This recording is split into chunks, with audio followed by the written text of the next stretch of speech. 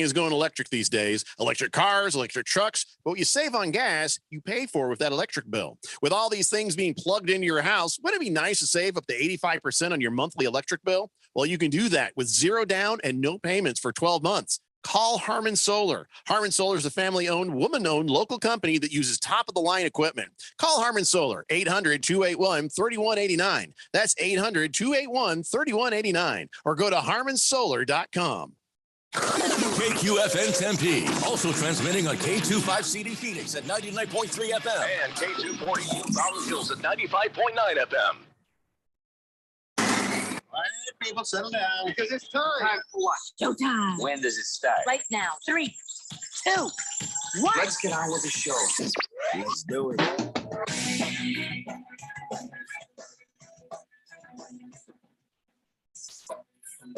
All right, everybody, it's Tuesday here on the Daily Blender, and a good friend, your radio pal, Jeffrey O'Brien, alongside Randy White. We got Keon Rose in the control room, and you guys are on the Fanatic text line, 888-368-1580, as we're actually broadcasting live in the Harmon Solar Studios in Scottsdale. That's right. We're actually here in person.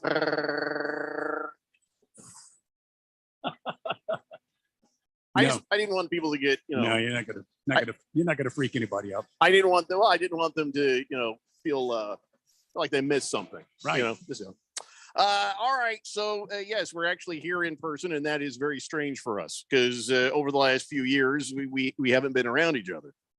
And now after you're getting ready for the show, I know why. Why? What have I done now? Oh, it's fine. It's great. Everything's good. 888-368-1580. We have many things that we need to talk about. And of course, right before we're getting ready to talk about it, here comes Tom Brady. Tom Brady, just life can be so unfair to everybody but Tom Brady. He's getting $375 million for 10 years to go work with the chuckleheads at Fox. How about that? How about that indeed? So $37.5 million. Now, what I thought was he would be on that show and they'd get rid of Terry Bradshaw. No, that's not going to happen. Thought that would probably be the logical way to go with that.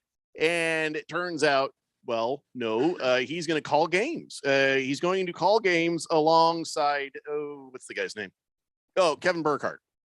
And Brady. Burkhardt and Brady calling games. And listen, Tom Brady's a dork. Outside of being the best quarterback that ever lived, if you've ever seen him on the Twitters and on the Instagrams and when he does stuff, the dude is a complete goober. He is a complete goober. Or even when he's just out and about, celebrating Super Bowl championships, he can't not look like a nerd. Now he's got it down. He's got it down pat on him being a nerd, but goober, whatever you want to call him. He's a crushingly good-looking goober, which is why he's got the supermodel wife, and so that's why he's got the TV deal. But really, they don't even care if he's as stupid as Gronk. They just want his name. They'll have his name on the broadcast. And that will be worth $37.5 million a year. To give you an idea, $375 million is what the Fox people paid to get the NFL in the beginning 30 years ago. But this is Tom Brady. I mean, he is. How many hours of tape and video has he watched? How many times has he gone to a Super Bowl? The guy's got to have some sort of insight and wisdom. I mean, I would imagine. You're blinking your eyes. You're something wrong. No, you're blinking for help in Morse code. No, it's just audio stuff. Okay, something's very loud. But go ahead. Turn me down. No, please. don't do that. Don't do that. Please turn me down. Don't turn him down, unless he's really loud. Then don't. He's fine. I don't even know what I was going to say now. You were talking about the wisdom and the hours that Tom Brady has put into watching football. You'll have something to offer the broadcast, aren't you? Oh, knock it off. You're just cranky.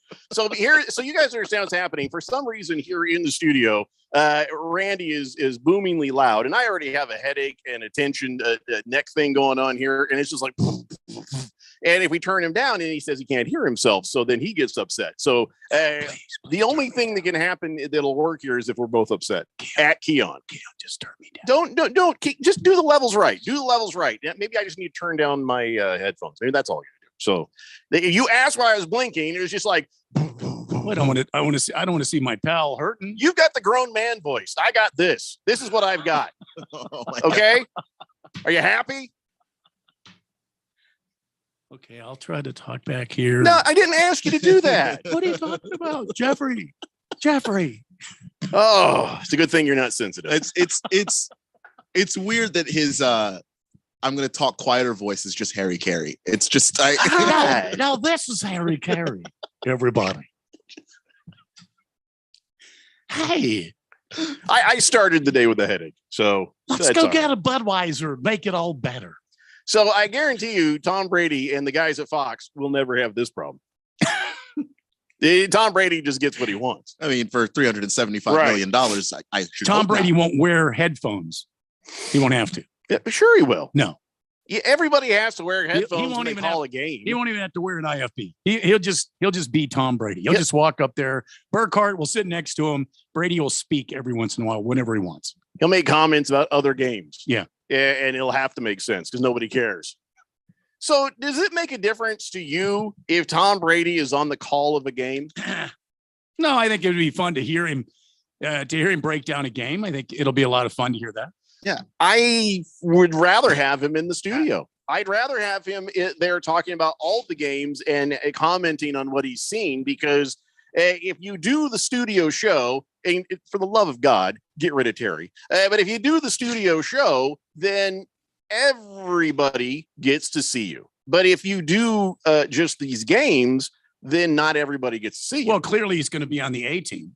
Right. But still, that doesn't guarantee that the entire nation is going to watch Tom Brady on a game. And, you'll get more ratings out of him if he's on the national show. Well, isn't the A team? Isn't that that's the national show? That's like the game of the week, right? That's the big show. I think that's the America's but game some, of the week. Well, we're talking about Fox. So you're saying the afternoon game on Saturday, but on Sunday, but there's usually a couple of those. Regional. Right. Yeah. So you may not get the Tom Brady game on your TV every week, depending on where you live. Yeah.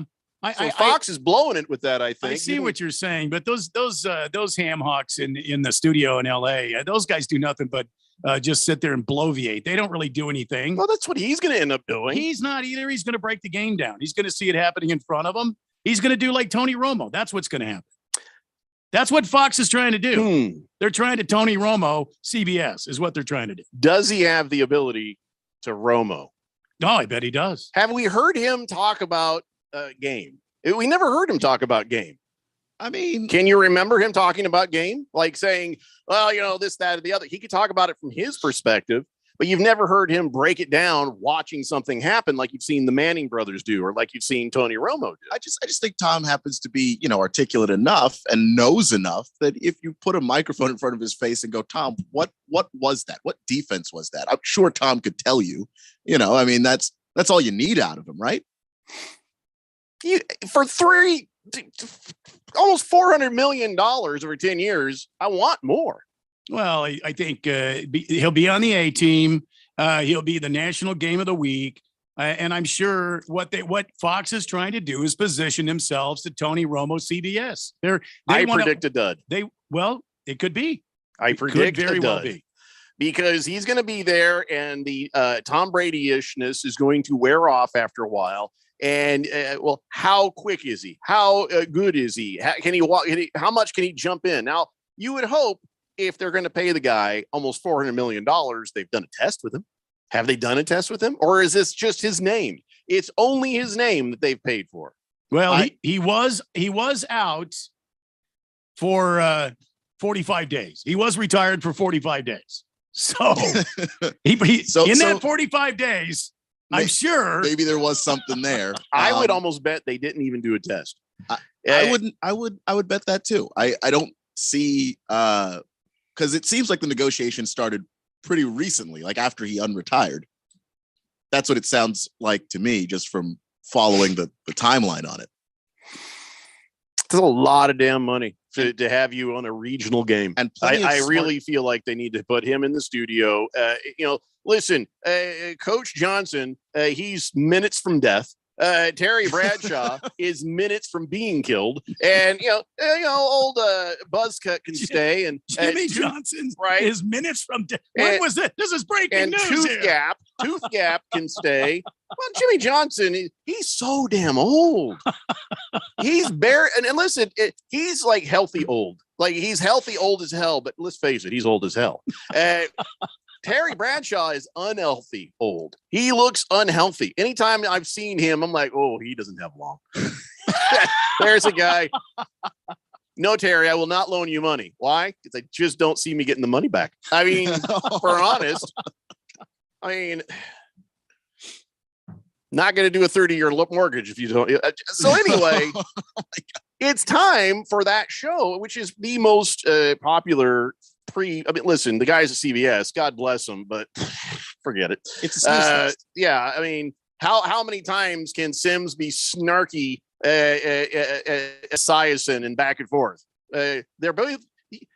If I cross my eyes, Sims and Esiason, same guy.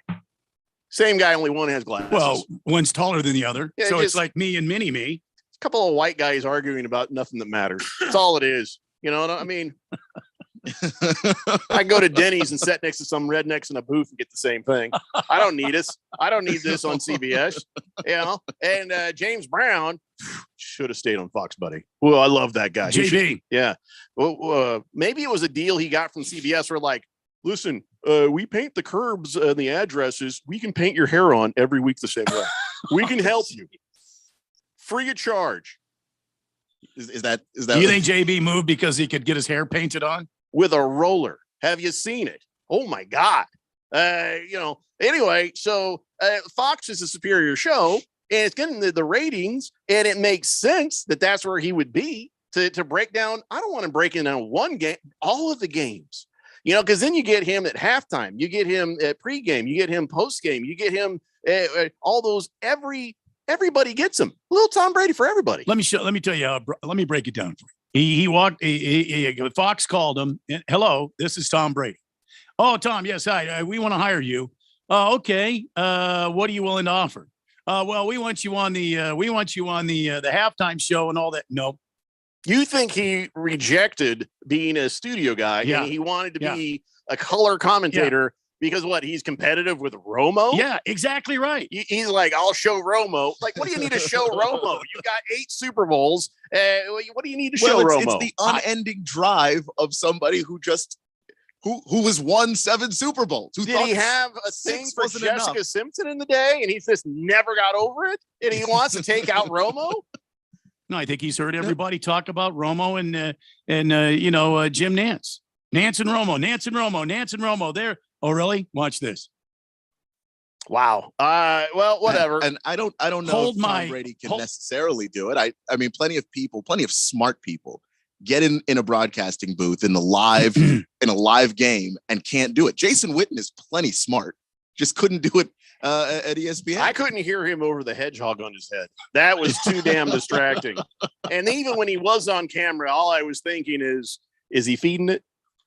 Is he reaching up and giving it some popcorn or something? It's just nice guy, but kind of a dud. I think he's kind of a dud personality wise. And I think over time you'll find out Tom Brady is no more interesting than that guy. So whatever. After he's done playing football, he's going to be on Fox. Anything's better than Joe Buck. I mean, anything's better than Joe Buck. I mean, this is the year that we can claim football back. We can actually watch football without the danger of Joe Buck. No. He's on Monday Night Football. Oh, I don't really watch Monday Night Football too much anyway. Yeah, well, and plus you got the Manning cast. All right, a lot of Manning cast. Boy, I'll tell you what, we're going to be begging for Manning cast, or it'll be yes in deportes. Yeah, I'll watch that version before I watch Joe Buck and old Bleary Eyes, whatever his name is. Troy Aikman. So, of course, here we are all working our everyday life. Yeah, and Get to see Tom Brady, 10 years, $375 million. And I was like, F my life. And you know what? F all our lives, really. All of our lives in the building and other buildings over there and over there and over there and over there and over there. F all our lives. Tom Brady's just like, yeah, I'm good. 370. That's that's 37.5 million a year. Tom, now you finally have enough money to get out from under the oppressive thumb of Giselle. There you go. You finally have enough money to escape her. Maybe he likes to be under her thumb. No, I think he's tired of having to sneak off and get through some drive-thrus for real food. I think that's what's going on there. Now he's like, finally, I can buy my way out of this and get some Whataburger. That's what I think is going on here. You know, he's on the road. He's in a different city doing. Yep. See, Gets him out of the house. That's why he wants to be a play-by-play. He's like, guy. here's what I want: 37.5 a year. I want a private jet. I don't want to be gone too long. I don't want to be in Hollywood every week with those Thumbelinas in there. I don't want to be part of the Fool Squad. That's what he said. And you got to bring the In-N-Out to my room so that Giselle doesn't find out. When you say In-N-Out, you're talking food still? I am still talking food. Okay. I mean, listen, I don't know what. I don't know. Or is he? I am still talking food. Yeah, okay. I mean, when somebody says they're going to bring In-N-Out to the room, it does bear a follow-up question. You know, I get that. It could have happened with any burger place. If I said Shake Shack, you'd still have to ask follow-up questions, you know? Shake Shack is like, I'm going alone. Let's go to the text line, 888-368-1580. Thunder Snow says, Jeffrey, pineapple. Yeah, we took care of it. Pringle says, it's Tuesday, May 10th, and the Lakers still suck. Mm-hmm. You are correct, sir. And he says, isn't calling another guy crushingly good looking a man card violation? No, it's just an observation. Now, if I said that guy has got, he's crushingly good looking, stone cold good looks, whatever it is, that's a fair observation. If I said, Tom Brady is so dreamy, that might be getting weird. Big Kev says, what's up, fellas? Big Kev is back. Sorry it's been so long texting you all and stuff. Since my last Blender text, which was February 24th, I am back working in professional baseball. I'm the clubhouse guy for an independent professional baseball team in Gastonia, North Carolina, called the Gastonia Honey Hunters. Hey, I know exactly where you're at, Big Kev. I was just in that part not too long ago. Our season started in late April and it will end in late September. So good to hear from you, Big Kevin. Yeah. Congratulations on that. Congratulations, man. Lacrosse guy says, have you ever heard Tom Brady talk? Super nerdy and cringy. Yep. Which could work in the football sense, but he's going to have to be, you know, on top of everything. And I don't know. Can't be plays behind. You can't do the Booger McFarland. You guess something and you're 100% wrong. Or you say something that is blatantly obvious. I mean, that stuff is the stuff that's going to get you skewered. Tom Brady. That's it. That's the only thing and it's a mistake to have him on play-by-play because if somebody's flipping across and they just hear a couple guys talking, they might not immediately realize, oh, this is the Tom Brady game. But if you go to a studio setting, there's Tom friggin' Brady sitting right there in all his Tom Bradiness. Boy, I'm just saying Fox is blowing this by not having him in the studio. That's what I think. Boogie says $375 million. My expectation is for him to tell me who will win the game and by how much, what the players had for breakfast, who has wives that are cheating on them, and what coaches are getting fired at the end of the season. Wow. He wants everything. Well, you're not paying $375 million, Boogie. That's on Fox. Cheese Skull says, after hearing Tom Brady's new Fox deal, I thought it was fake news. Then I thought I must have sold his soul to the devil because he's working for Fox and making more money than Haiti has in GDP. I can only watch Tom Brady if he's done several shots of avocado tequila. He can get softened up before every game. Even then, he's just useless. He's not like Tom Brady is funny or fun drunk. He's just smile stupidly and stumble drunk, which is not going to work. Nearly tossed the Lombardi trophy into the ocean truck. Right. Makes bad decisions, Tom Brady. Moist One says, did you know Jim Rome makes $30 million a year? Well, yeah, he's actually working for it. Blissful Hayes says, good afternoon, Blender and Fourth Dimension. Do you know the Suns have a playoff game tonight? Who cares about some stupid TV football announcer? Well, change the channel then. Last Optimist says Simpson took Romo out of the game more often than Brady could ever know. Wait, how? Huh? Did she injure him? Say what? Did she injure him? No, I know. Does he have Peyronie's disease because of her? Did it, the bouncing up and down? Did it? Too much. Get off. I know in Dallas people thought she was the curse. Yeah. You see Jessica Simpson on the sidelines, and Cowboys fans are going, "Oh no, it's over." And you know what? They did lose a fair amount of those games that she was out there. Thunder Snow says Tom Brady loves some In-N-Out, Keon.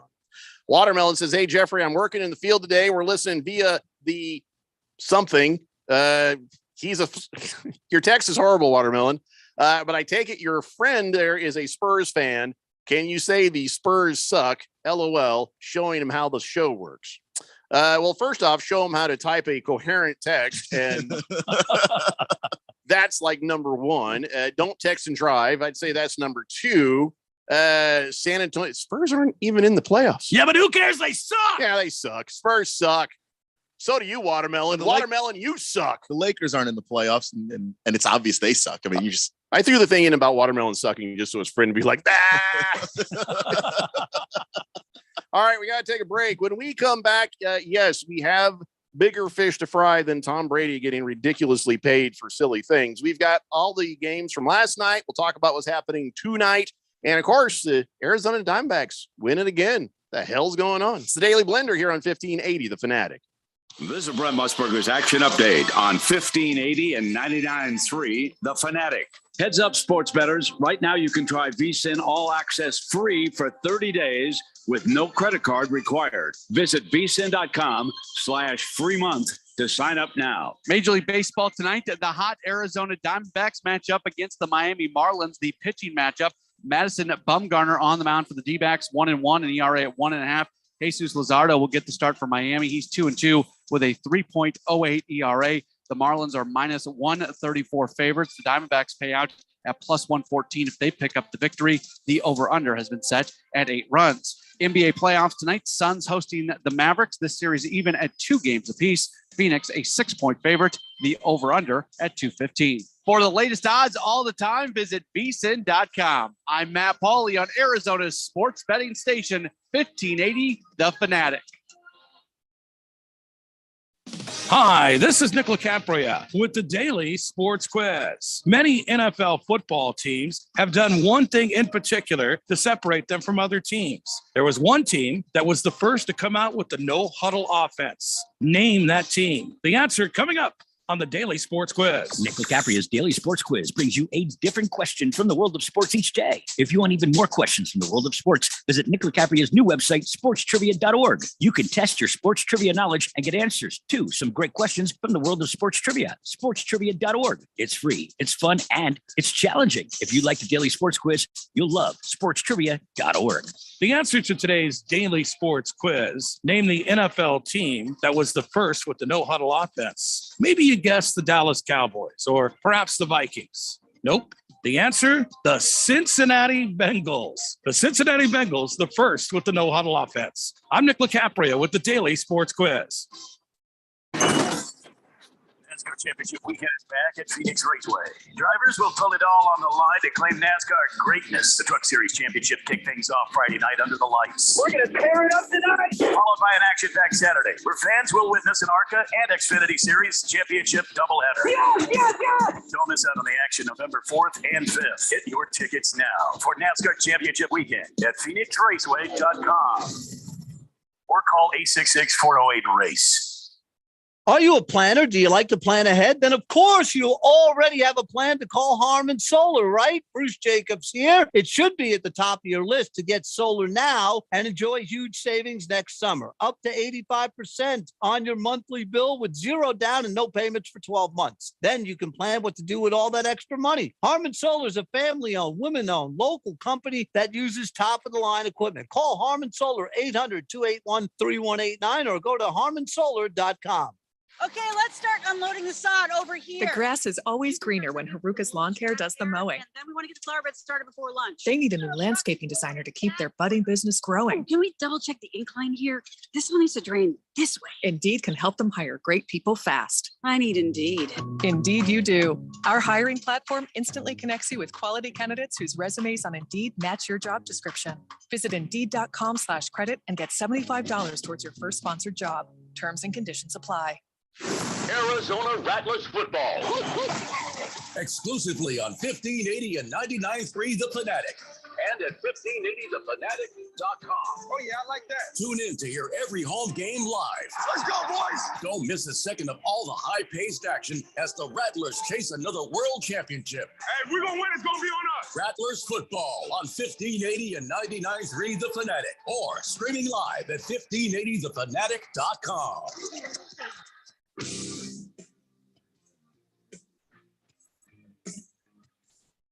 It's the Daily Blender here on 1580 The Fanatic.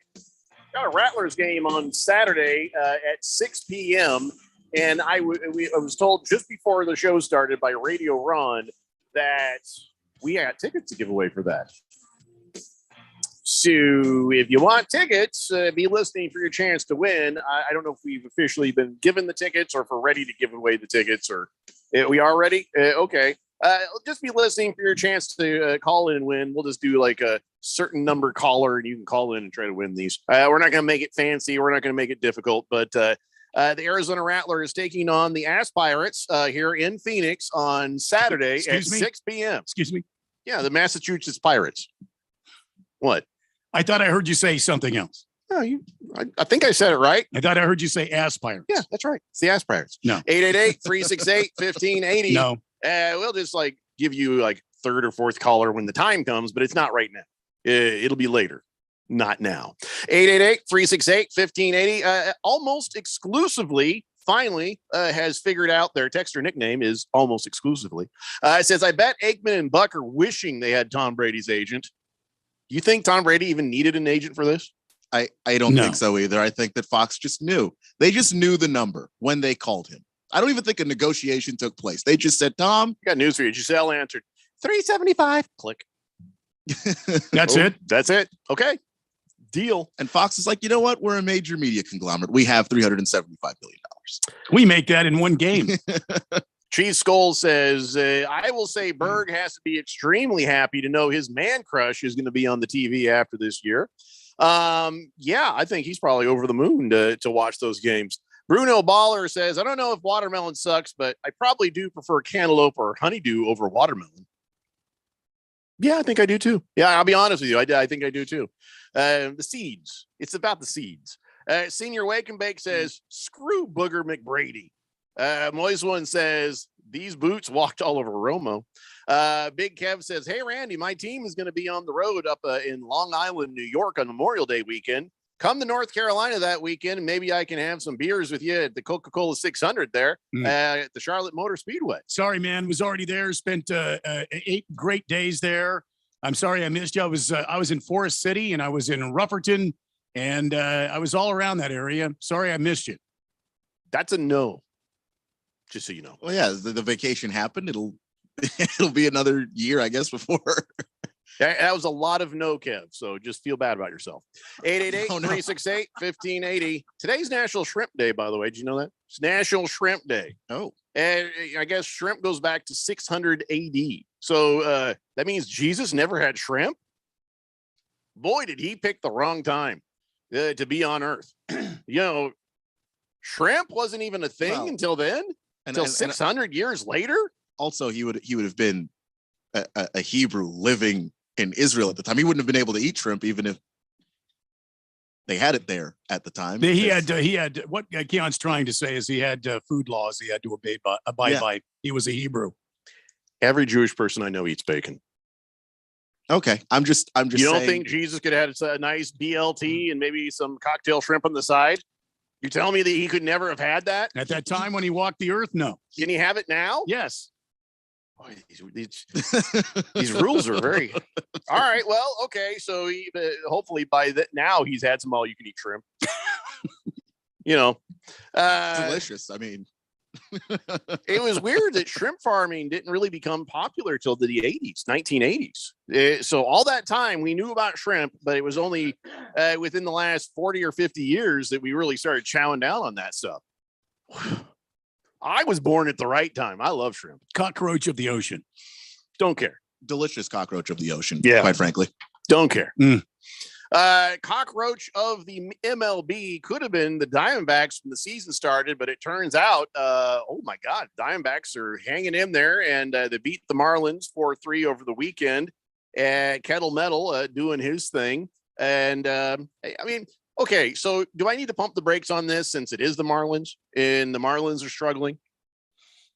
Yeah, but I would say that the Diamondbacks have been playing pretty good baseball since they took that series from the Dodgers. And ever since then, they've been playing good baseball. So whether the Marlins are struggling or not is irrelevant. The Diamondbacks have been pitching well. They have been getting some timely hitting, and Ketel Marte has started to step his game up. Well, we'll take it. We'll take it. So as you see this team, Randy, and as you are being reasonable in what happens next and understanding, don't get too far ahead of ourselves. And you've said it's the pitching. The pitching is what has kept the Diamondbacks cranking along. Why would that stop? What do we have to look forward to disaster wise? Well, the same way that NBA teams adjust when they are faced against a certain offense that is damaging to them, they make defensive adjustments. Same way the Dodgers, the Padres, all these teams that are going to be playing the Diamondbacks will make adjustments, and they will watch tape on these guys. These guys don't just come out to the ballpark for a couple hours, play a nifty game, and then they go fool around the rest of the time. They spend a lot of time studying the teams that they're going to play, and teams will make adjustments. So we'll have to wait and see how the Diamondbacks fare through these rounds of adjustments. And as the season goes on, it's a long season. And we're just in May. Keep that in mind. No, Blissful Hayes, it's not Kyler Murray Day. I said it was National Shrimp Day. Heavy Metal Maniac says, anybody wants to buy a beer for me tonight? It would be the night at the ballpark. I'll be the only beer vendor there. All the other vendors are next door at the Suns game. They only needed one beer vendor for the ballpark because crowds can be so small. So ice cold beer, go Suns and go Diamondbacks, he says. All right. So if you're at the D-backs game, Heavy Metal Maniacs is your man. Say, hey, give me that beer. Baker's Cocky Hen says, well, couldn't Jesus just turn fish into shrimp? Good. All you can eat biscuits. The best part of the all you can eat shrimp at the Red Lobster there. So Jesus would have the biscuits and the shrimp. He could, but he wasn't into gluttony at that point in time. You don't have to be into gluttony. You just all you can eat. Come on, what do you think that is? You don't have to all you can all eat. The damn shrimp. You just have your fill. It's all you can eat. You might as well say gluttonous night at the shrimp place. It's just all you want to eat, though. So, you don't have to be gluttonous if you don't want to be. Yeah, I think Jesus has self-control. But that's not. Why do you think your Lord and Savior has no self-control when it comes to shrimp? All you can eat, just like, okay, I'll have all I want. I don't have to have all the shrimp in the back. And guess what else he can do? Snap his finger and like, oh, I'm hungry again. That's not gluttony. It's magic. Last Optimist says Jessica Simpson referred to shrimp as the chicken of the sea. So don't call them roaches to Romo. I think the lobster would be more of the chicken of the sea, wouldn't it? Isn't the shrimp mini lobster? Can we call it a mini lobster? No, you're right. You can't really call that. By the way, if you had the lobster at a restaurant where you got to take the hammer and beat the hell out of the thing, it's dead. It's already dead. Don't look at me like that. I'm not the weird one.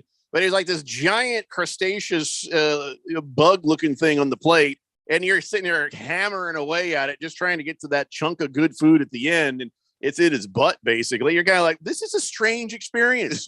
Everybody's okay with this. Everybody's okay that I've just gone serial killer medieval at this table, and there's things flying everywhere, and then I just get that little piece of meat, and I'm like, bloop, butter. I mean, that's just, it's a weird experience. I don't need to eat the lobster, but I do love the shrimp. Chief Skull says, interesting fact of National Shrimp Day. There's a shrimp out there called the pistol shrimp that can superheat the water around it to over 8,000 degrees. And that causes a shock wave simply by closing its claw, like shooting a pistol. I've seen that on the Discovery Channel. I don't want to eat that one. No, you got to have a sheriff. All the shrimp and stuff. You got to have somebody with law and order, or the shrimp just go out of control. Everybody knows that. Okay. Bruno Baller says, isn't there already a tuna called chicken of the sea? Yeah, that was the. Okay. Baker's Cocky Hen says, wait, Jessica Simpson can speak? I Okay, I'm not reading the rest of that Baker's cocky hands. 888-368-1580. So, all right, we have another bad Major League Baseball umpire, Randy. Oh, no. So his name is Nick Marley. And he was behind the plate for the Detroit Tigers, Oakland Athletics game. Yeah. So this guy, here's the thing. If you have a strike zone and you're the umpire, your thoughts on where that strike zone would be pretty consistently inconsistent. Meaning, if you're going to be wrong, you're going to be consistently wrong where you're sitting there calling it. That's why we call it consistent. This guy was bad everywhere. 1 minute, I'm going to show you on the camera here. 1 minute, he four pitches in a row. He only got one right. Look right there. He's got a ball way up there. That was the obvious one. But the first pitch, proper strike. Second pitch was a ball. But it was, close enough. You could give her a little bit. And then that fourth pitch, obviously a ball, he called a strike. So he calls 2 strikes where he should have been 3 balls. All right. So that's the first one. So you think, okay, well then his strike zone is going to be in a similar place. Now take a look at this nonsense. So now he's calling, he called the balls appropriately at the bottom there, 1 and 2, and then strike 3. And then it fell apart. 4 was a ball. 5, he called a ball, but it was a strike. 6 was a strike. And then 7 and 8, one of them he called a strike, one of them he called a ball, but it was far outside to the left. Look at that mess. Look at that mess. It's terrible. And then it got worse. How could okay? Here it is.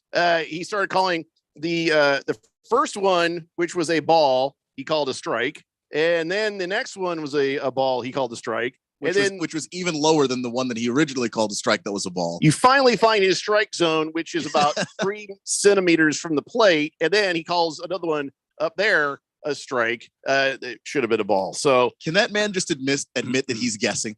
He has just no idea, and you can't even adjust for that strike zone because you're like, okay, this guy's calling him a little high. This guy's calling him a little low. This guy's calling him all over the damn place. What do you do about that if you're a player? Yeah, you complain a lot.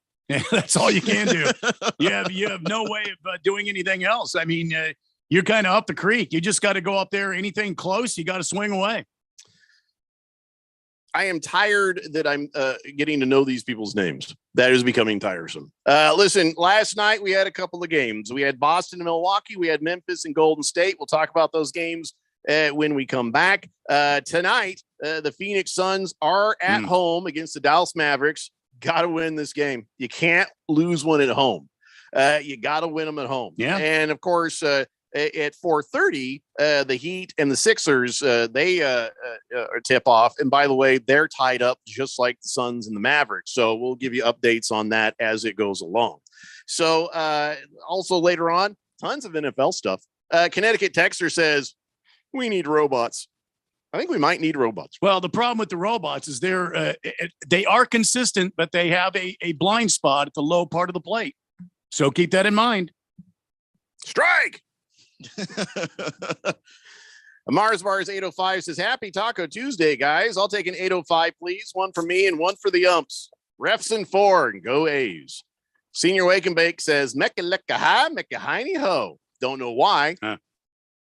But he's Senior Wake and Bake, so you know well, yeah. All right, we'll talk some NBA. We come back. It's the Daily Blender here on 1580, The Fanatic.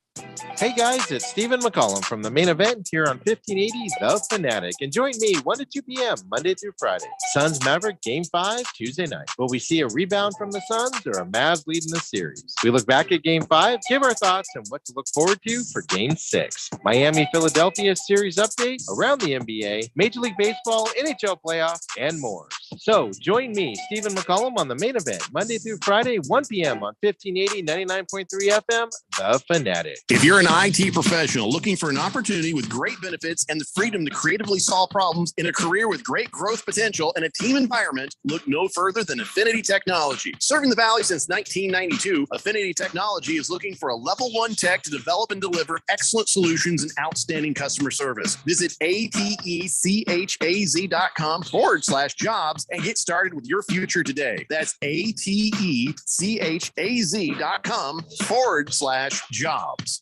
Come join the fun as Kasai Japanese Steakhouse presents its first annual Fire and Fairways charity golf tournament, Monday morning, June 6th at Silverado Golf Club in Scottsdale. Proceeds go to support Arizonans for Children, helping foster kids since 2002. Entry is just $150, includes contest prizes, raffles, plus a fabulous lunch and drink celebration at Kasai Japanese Steakhouse in Scottsdale. You can help. They need sponsors, golfers, and prize donations. And you can win a 2-year car lease from Coulter Cadillac. Go to fireandfairways.com. That's fireandfairways.com today. Your home has gone way up in value, but have you taken advantage of it? This is Rob Canier with a phenomenal opportunity to tap into some of your home equity, earning tax-free income and eliminating your mortgage payment while staying in your home as long as you want. With home prices leveling off, don't wait to learn more about the new reverse mortgage. This is a safe and proven money-saving and tax-free income opportunity for homeowners age 62 and older. Call me, Reverse Rob, and learn more today at 602-REVERSE. That's 602-738-3773, or download my app by searching Retire Right with Reverse Rob. I'm an Arizona truck driver. I deliver food, medicine, supplies, and hope. And during times of crisis, I support our communities. But every day I see people putting lives and families at risk.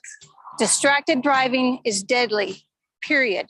Be aware, be safe, and visit sharetheroadaz.com and find tips on how to drive safely around trucks. This message is sponsored by the Arizona Trucking Association Foundation. Did you know that Constructors Bonding has been Arizona's leader in surety management for over 40 years?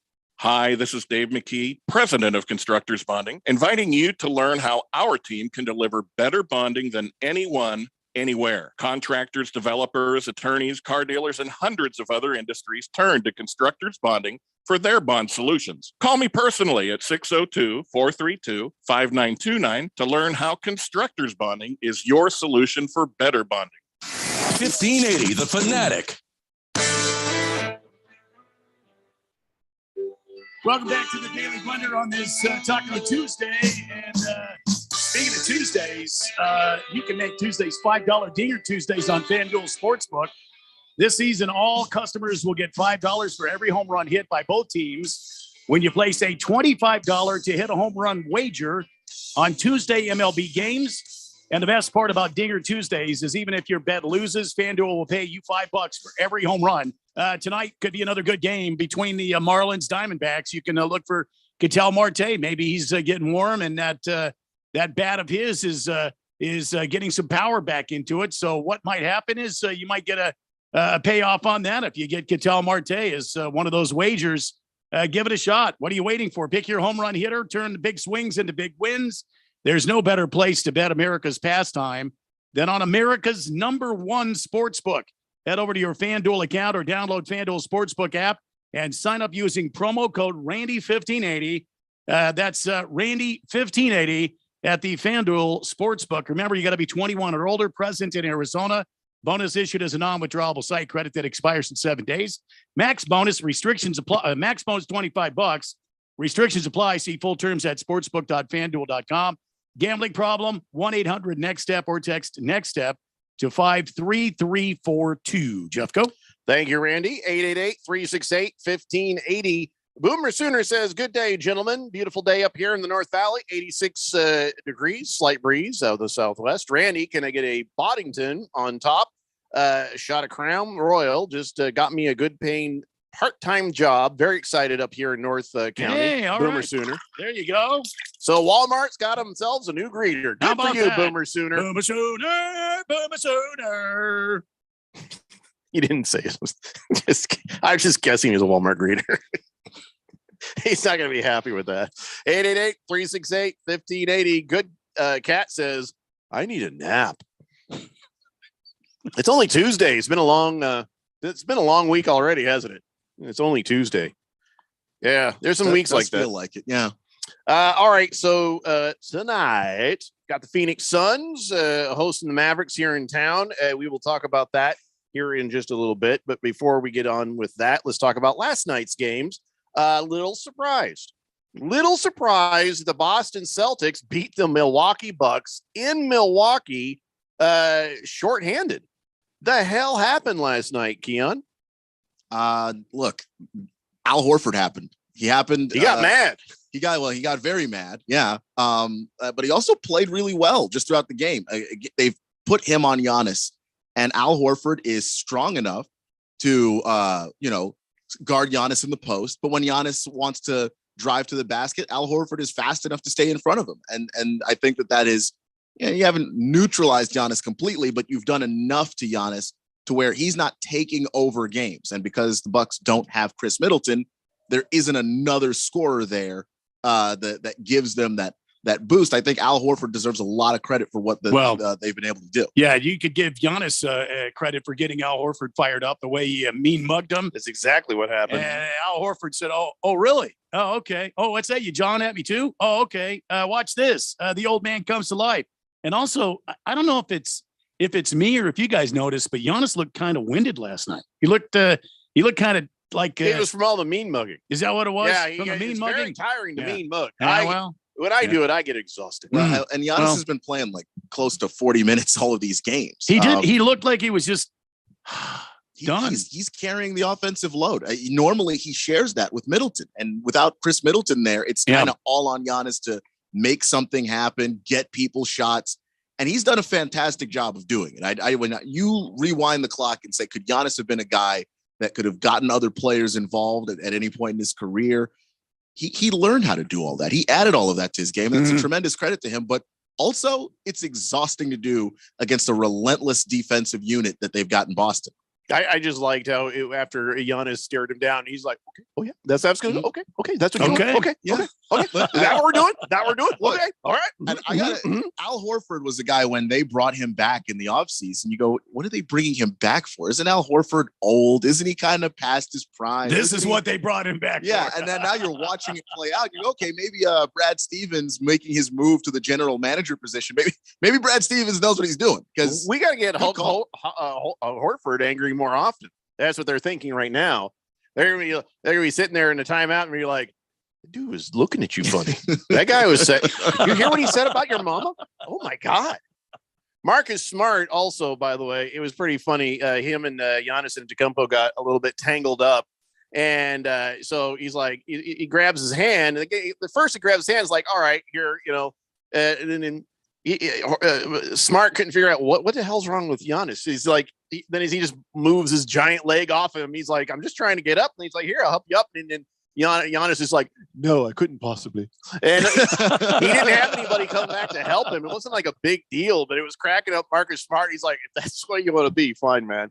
Because there's just two guys all tangled up in the ground. Everybody else was already gone. And nobody was coming to help. But Giannis was like, "I wouldn't even make eye contact." Just it's the principle of the thing. Yeah, I get it, but at that moment, get over yourself. It's like, all right, just this one time, don't expect that again. So all right, so the Celtics had Horford go off. Kind of scary that's all it took to take down the Bucks in that game. You know what I'm saying? Yeah. The Bucks should be more dominant at home than that. They got Giannis Antetokounmpo. It didn't. I guess the difference was Horford with that 43 points in the fourth quarter. The entire Celtics team jumped up, and this is a good team, by the way, even shorthanded. But you didn't expect this. You did not expect that to happen the way it played out. So, and the thing is, the Bucks are already shorthanded. So even one Al Horford or one any of these other role players stepping up makes life really hard on them in terms of beating the Celtics, because then now you're trying to go, where are the other points coming for us? And it's a rotating cast of sometimes it's Drew Holiday, sometimes it's Grayson Allen, sometimes it's Pat Connaughton. They don't have that second guy, and Al Horford became that for the Celtics last night. So how about Chris Middleton? When's he coming back? It doesn't look like he's coming back for this series. Not even the series. Not even the series. It's... Man, I feel like the Bucks aren't going to survive this. It was a sprained knee. Well, that's the thing. You're the defending champs, and they kind of survived last year when Giannis was the one that got hurt. Though they were in the middle of that series when Giannis got hurt, and Giannis came back sooner than they thought. But Chris Middleton, I believe it's a sprained MCL in his knee. That's just going to take time to recover from, and I don't know if they have it. I don't know if you guys saw this, but going on the air today, there was some news that passed across the TV that said that Ja Morant is questionable tomorrow night. He's doubtful for tomorrow night. Well, you know that he had his knee pulled off. Is that what it was? Yeah. Was Dan Campbell in the building at the time? Yeah, I think Dan Campbell gave the motivational speech, and that kid just took his knee off. Did you just say he had his knee pulled off? Pulled off, completely clear off. You heard that noise. Dan Campbell would be proud. Also, the NHL Draft Lottery is going on right now, and Seattle Kraken just got the number 4 pick in the draft. I have not seen the Coyotes yet. And we're moving on. There they are, way up there. They're waiting. They're at the pre-draft order is number 2, but we're waiting now to see it's between Montreal, Arizona, and New Jersey, who's going to get the first overall draft pick in this upcoming NHL draft. So that would be good news. Yeah, I just thought I would throw that at you. All right. Keep us informed on that. 888-368-1580. Rye Guy says, "Congrats, Boomer Sooner. Good on you, buddy." Good Cat says that Horford poster on Giannis was amazing. Yeah. And that was a bull crap call as a foul, by the way. His hand just happened to just sort of touch him. And of course, the refs are like, "Oh, it's a flagrant 9." Wait, there's no such thing as it. Sorry, got excited. Foul. That was garbage. That was a garbage call. That wasn't intentional, right? No. How could it have been? Just stupid. Chief Skull says, by the way, you try to get voice text to say Giannis Antetokounmpo, by the way. Yeah, here's what it says. "I love seeing Al Horford getting upset at Dikembe Mutombo trying to meme mug Al Horford. But at least he gave you a basketball player, Chief Skull." Yeah. Just go Greek freak. There you go, the Greek freak. Yeah. Oh, that could be an interesting voice to text. That's true. No, that's true. Oh, didn't think about that. Baker's Cocky Hen says Horford has a lot of motivation. $5 million if they make the finals, $12 million if they win. And Giannis, well, he woke up a $17 million beast right there, and that's what's happening there. Random Texter says DeAndre should be taking notes from Hartford from Boston there. Senior Wake. Well, it's not a bad idea. They have a similar personality where Horford's, for the most part, very laid back guy, very finesse player, but there are moments. Mm-hmm. We need more moments. Senior Wake and Bake says Scooby-Dooby-Doo, the Suns will win the next 2. Well, listen, we got to take this one game at a time.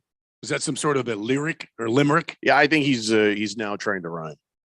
Or that's the theme song to Scooby-Doo. Is that one of the steps in being really good and stoned on the marijuana? When you come up with limerick, you start doing that. I mean, I know Scooby-Doo is a song, Keon. We know that. Scooby-Dooby-Doo. I think that's. I don't think he's trying to come up with his own rhyme. It's just. I'm just trying to figure out why. Well, Scooby-Doo he added the Suns will win the next 2, so he is coming up with his own rhyme, Keon. Mm-hmm. Just because he used Scooby-Doo doesn't mean that he's like plagiarizing. One of the great theme songs of all time. I'm just trying to figure out why Scooby-Doo and not any other show. His name is Senior Wake and Bake. And what else rhymes with 2? Okay.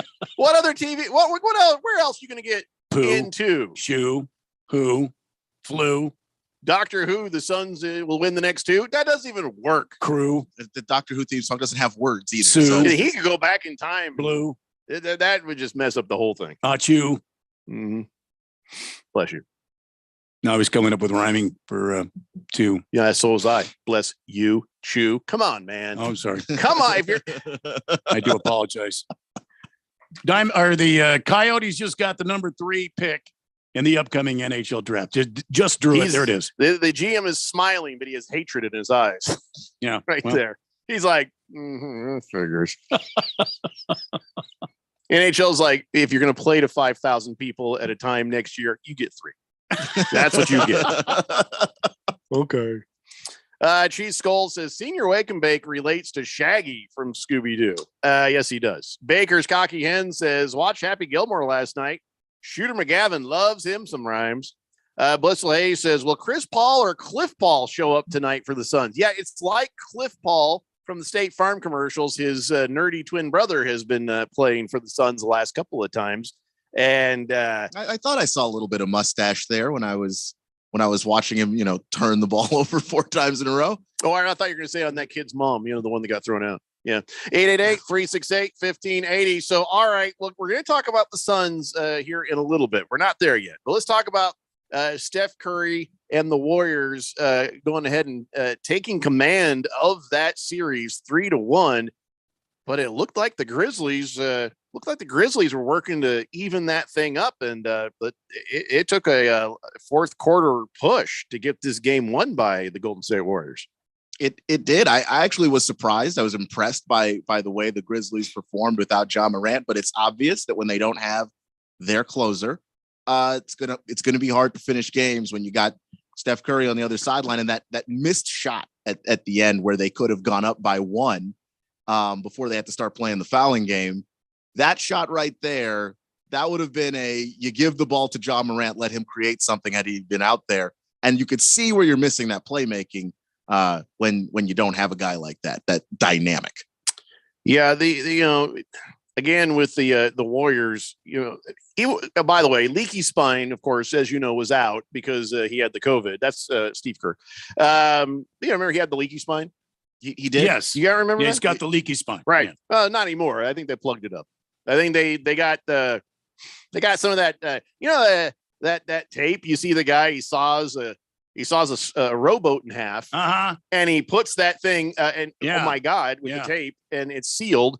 There's water coming out of this giant tank. He just puts the tape on, it's sealed, and so they just came up behind Steve Kerr and seal that right in the back of his neck, and they're like, "You're good, go coach, come on, man." But the same guy who filled in for him, in the past when he had the leaky spine, Mike Brown, he was there ready to go. And he's now undefeated in playoff coaching as the fill-in, 17-0, actually. I think it's 17. Well, and he was also 11. He's also named head coach twice in the same day. What? He's the new head coach of the Sacramento Kings. He was named that. Why yesterday. would they do this, poor guy? And then he was named the head coach when his leaky spine had to bow out. This is how they repay him? They make him go be a coach for the Kings? Well, I presume he took that job on purpose. Steve Kerr, you bastard. Nobody takes that job on purpose. Nobody wants that job. Well, Mike Brown, gone too soon. Good luck, Mike. Wow. Poor bastard. I mean, this guy's coached his way to an NBA Finals on his own. I mean, he had LeBron, but still. Man, our thoughts and prayers. All right, that's hour 1 down and 2 to go. We'll be back for the Daily Blender after this here on 1580 The Fanatic. The playoffs are into the second round, and you can make every game feel like Game 7 on FanDuel Sportsbook, an official partner of the NBA. And throughout the playoffs, all customers can place a no-sweat same-game parlay each week. Randy here from the Daily Blender. You'll get up to $20 in free bets if you don't win. FanDuel has so many ways to play, and when you do win, you'll get paid faster than an NBA fast break. New to FanDuel? Just download the FanDuel Sportsbook app and sign up with promo code Randy1580 to get your first bet risk-free up to $1,000. Once again, that promo code is Randy1580. If you already have the account, you're all set to bet no sweat. Either way, you'll get up to $20 in free bets if your same-game parlay during the playoffs does not win. FanDuel Sportsbook, an official partner of the NBA. Got to be 21 and older. Present in Arizona. Refund issued as a non-withdrawable free bets that expire 7 days after receipt. Max free bet, $20 per week. Restrictions apply. See full terms at sportsbook.fanduel.com. Gambling problem? 1-800-NEXT-STEP or text NEXT STEP to 53342. Contractors, are you missing out on jobs due to lack of bonding? When your current bonding holds you back, call Arizona's #1 bond managers at Constructors Bonding. They have the market relationships and expertise to take you where you want to go. Serving all types of contractors of any size, licensed in all states. When you need better bonding, call Dave McKee at Constructors Bonding, 602-432-5929, or visit CBIalliance.com. Come join the fun as Kasai Japanese Steakhouse presents its first annual Fire and Fairways charity golf tournament, Monday morning, June 6th at Silverado Golf Club in Scottsdale. Proceeds go to support Arizonans for Children, helping foster kids since 2002. Entries just $150, includes contest prizes, raffles, plus a fabulous lunch and drink celebration at Kasai Japanese Steakhouse in Scottsdale. You can help. They need sponsors, golfers, and prize donations. And you can win a 2-year car lease from Coulter Cadillac. Go to fireandfairways.com. That's fireandfairways.com today. I represent low-cost airlines, and we know a lot of you are not traveling right now, and we understand. However, if you do need to travel between now and the end of the year, now is a great time to lock in some of the lowest prices we've seen in a lifetime. Hey, in normal times, we can save you up to 75%, but now airlines are practically giving away seats. We have inside deals on over 500 airlines. Here are a few sample round-trip deals we found. Seattle to Vegas, $35. Chicago to Atlanta, $85. Los Angeles to Atlanta, $100. Of course, there are some limitations, but the airlines want your business right now. And cancellation and change fees are flexible. So fly somewhere this year, book now, save a ton, call right now. 802-341-4535. 802-341-4535. 802-341-4535. That's 802-341-4535. KQFN Tempe. Also transmitting on K25CD Phoenix at 99.3 FM and K240U Fountain Hills at 95.9 FM. All right, people, settle down because it's time. What? Showtime. When does it start? Right now. 3, 2, 1. Let's get on with the show. Let's do it.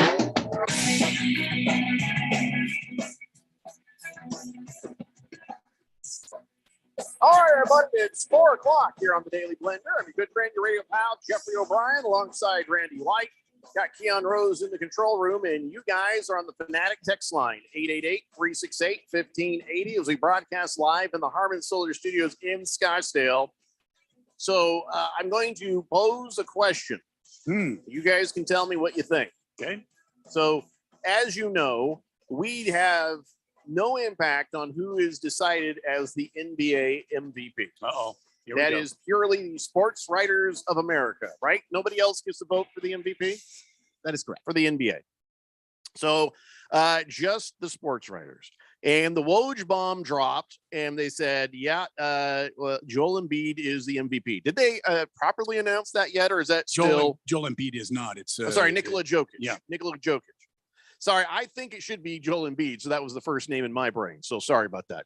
But I don't think they've officially announced it. That was just a Woj bomb that dropped. So, he's got a pretty good track record. There's no reason to think he's wrong. But the question is, okay, are you good with that? Are you good with Nikola Jokic? Or do you think Joel Embiid should have been the most valuable player? Jokic was the MVP last year.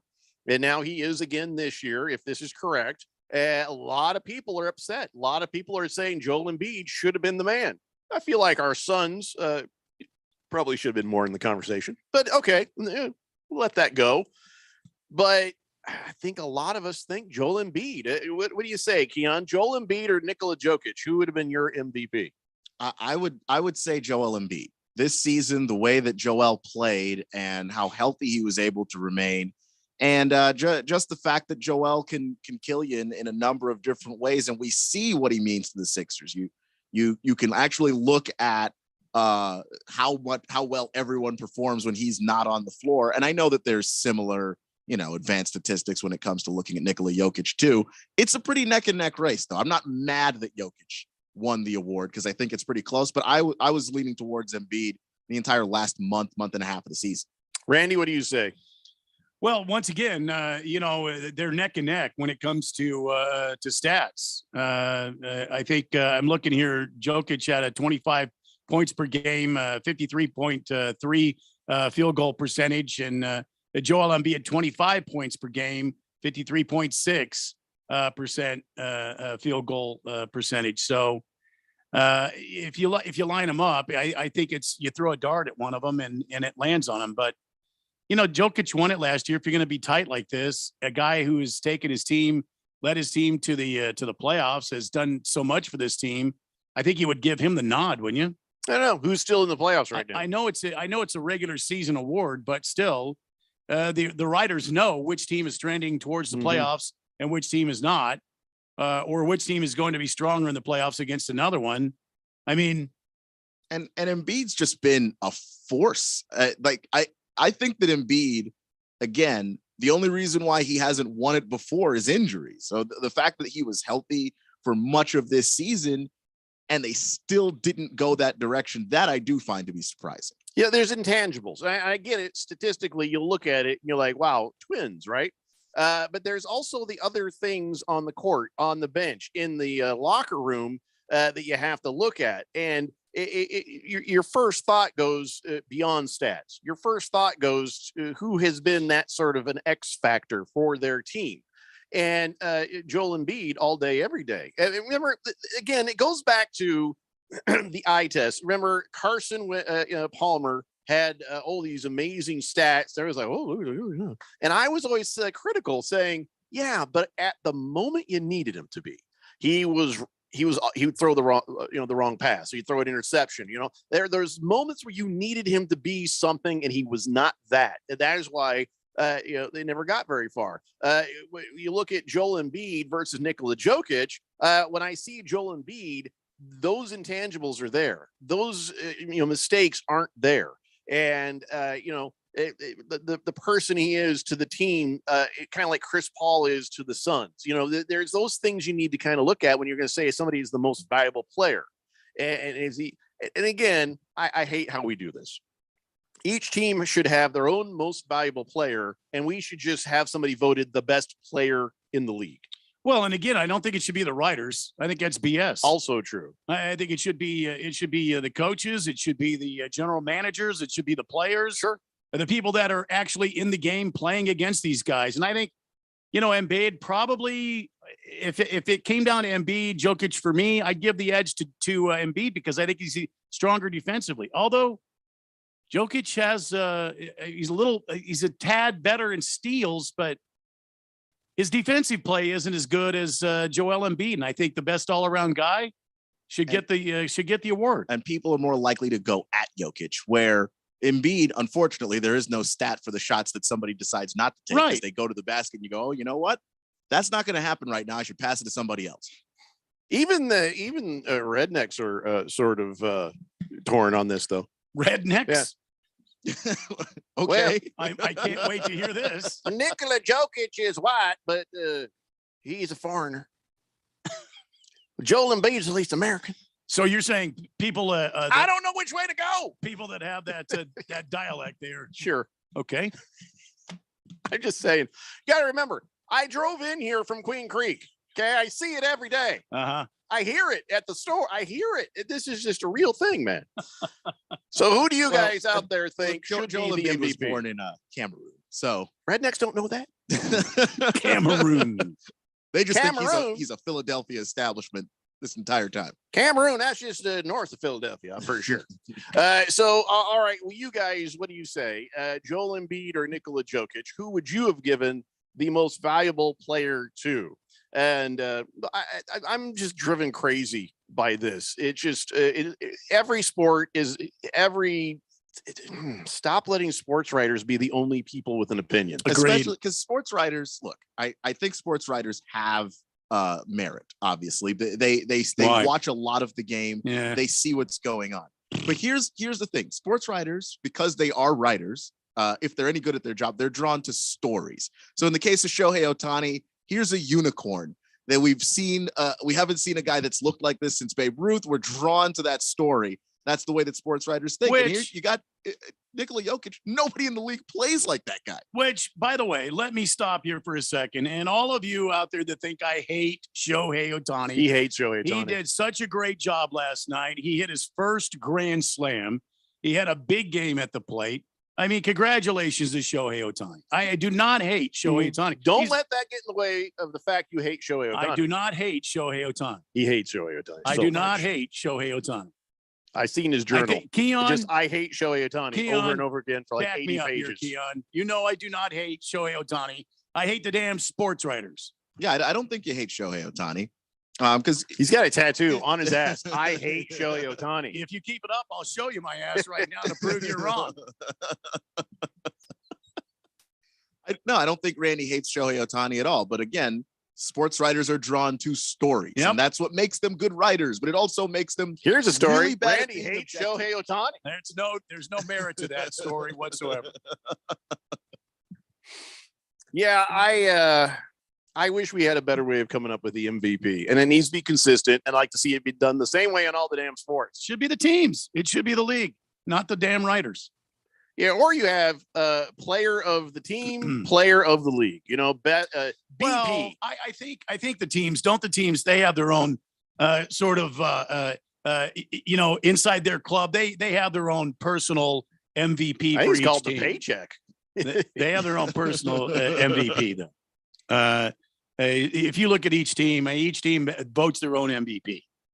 But I still think the damn teams should do it. The league itself should come up with the MVP, not the. No, I agree. Again, coaches, assistant coaches, GMs, players. Even y'all throw former players in there to help make it interesting. You know, go ahead and do that.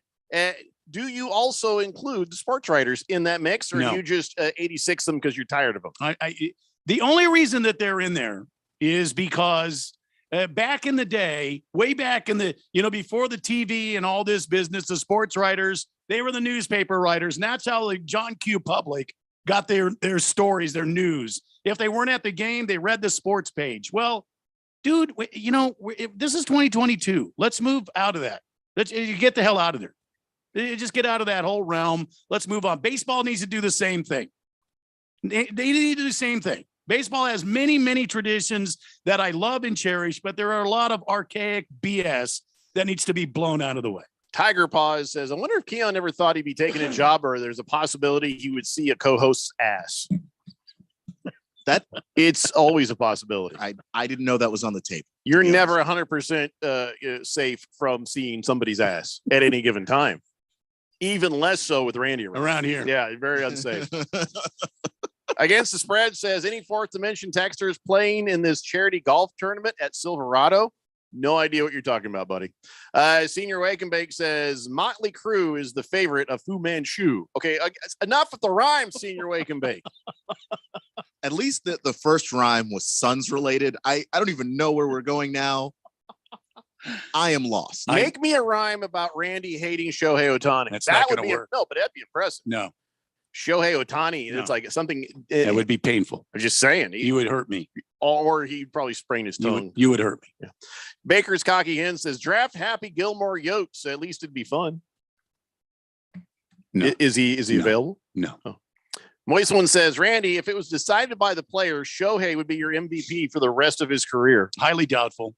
But you'd accept that if that happened, Hell right? yes, I would. I'd have no problem with it. If the players were the ones voting for these awards, most valuable player, Cy Young, and it wasn't breaking down to just statistics and these guys that write for a living, then I would be more accepting of what happened. So Randy hates sports writers if they like Shohei Ohtani. No. That's a different way of saying you hate Shohei Ohtani, but still, that's better, isn't it? As a fact, Jeffrey, I do not hate Shohei Ohtani. You hate sports writers who like Shohei Ohtani. No, I hate sports writers that like Shohei Ohtani.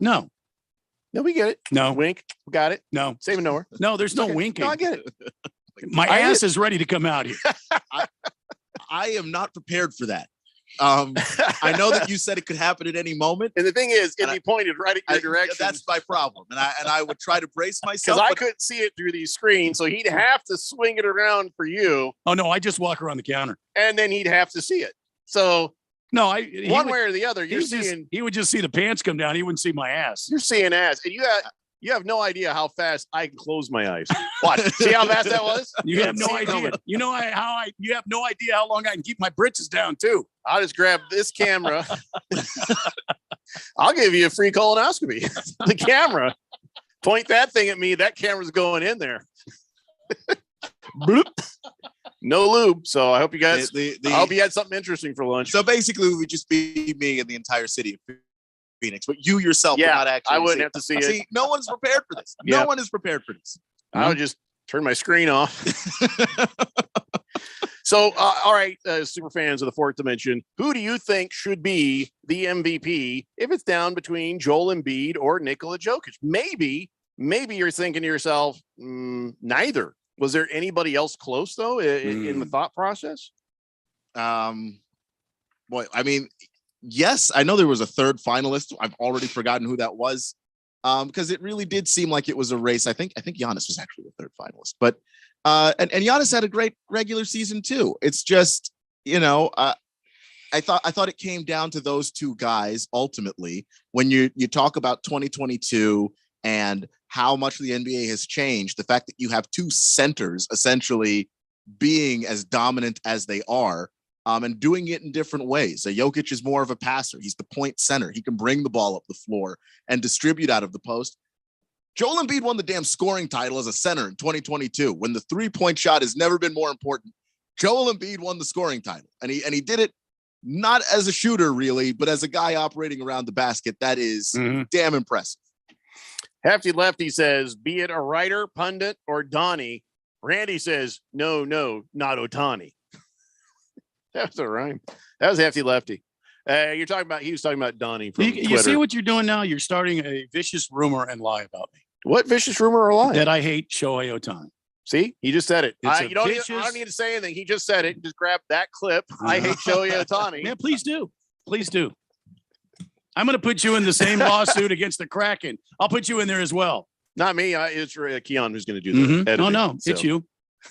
So that's the first rule of civil lawsuits, Keon. Go for the one with the money. That's what he's doing right there. Unfairly so. It's not my fault he hates Shohei Ohtani. Fish Tank says Montreal Canadiens got the number 1 pick. Who'd have thought the NHL would give a pick there to a team called the Canadiens? I think he thinks it's rigged. Well, the New Jersey Devils were the second. That's overall. how you throw them off. That's how you make it seem legit. So one of the originating teams of the NHL gets the number 1 pick. Right. And you're calling it a rig. Okay. Yeah, I bet the Canadians get the first pick every year. If you go back and look, I think you'll see that's probably true. First time they've had the first overall pick since 1980. No, I don't believe that's true. Okay. I think they've had it every year. All right. He just said a fact, and you're like, no, that's not true. I don't agree. I don't agree. And there you go. That's why Jeffrey is in his own world, which means I don't hate Shohei Ohtani. I just poking the bear as much as I can.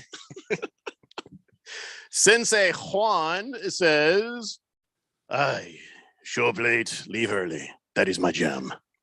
Okay, Sensei Juan. Big George says, "Yeah, I don't understand Randy's hatred for Shohei Ohtani either. Was Randy's mom killed by the Japanese during World War II? But that would explain a lot." Yeah. Did that happen in World War II?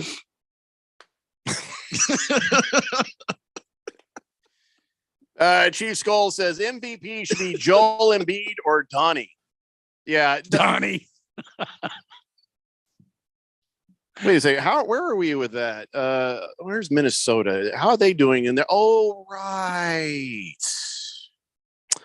Minnesota. They're out of it, aren't they? Yeah. Oh, yeah, Donnie. Sorry. See, I won't have to do anything.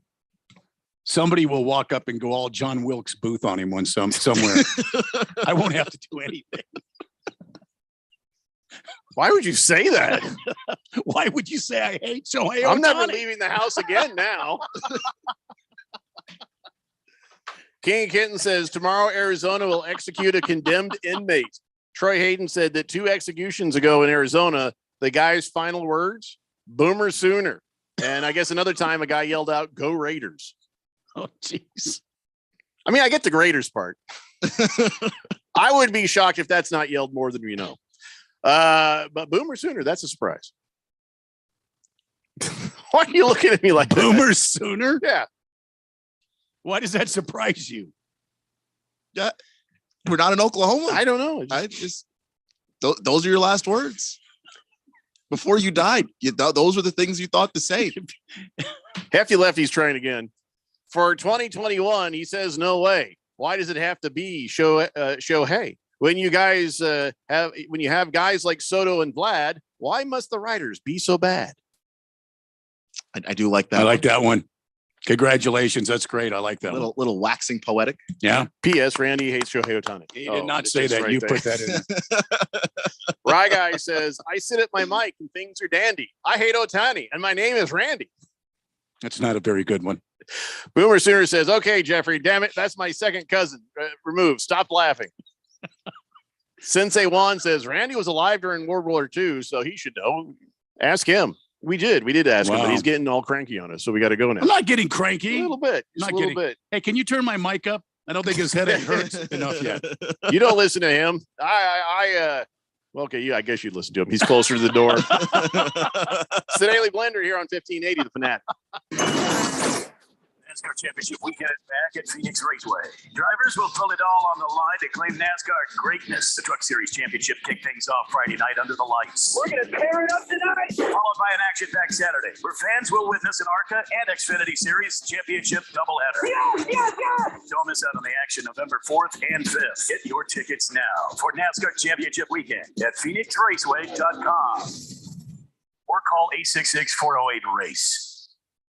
This message is for homeowners 62 and older. Are you one of the many that watched as their home nearly doubled in value over the last 2 years? Sure, the increased value feels great, but what is it really doing for you? Would you like additional monthly income that is tax-free? Maybe you would like to stop making your current mortgage payment altogether. This is where a reverse mortgage comes in. It is the best way for seniors 62 and older to tap into their home equity and get additional monthly income tax-free. Now you could benefit from all the appreciation in your home without having to sell and move somewhere else. This is all possible with a reverse mortgage. Find out how Desert Equity Lending is one of the Valley's local experts in reverse mortgages. Call 602-509-3000. That's 602-509-3000. Don't wait any longer to get your reverse mortgage questions answered today. Call 602-509-3000. AZMB-0906989. NMLS 173369. Terms and conditions apply. Call 602-509-3000.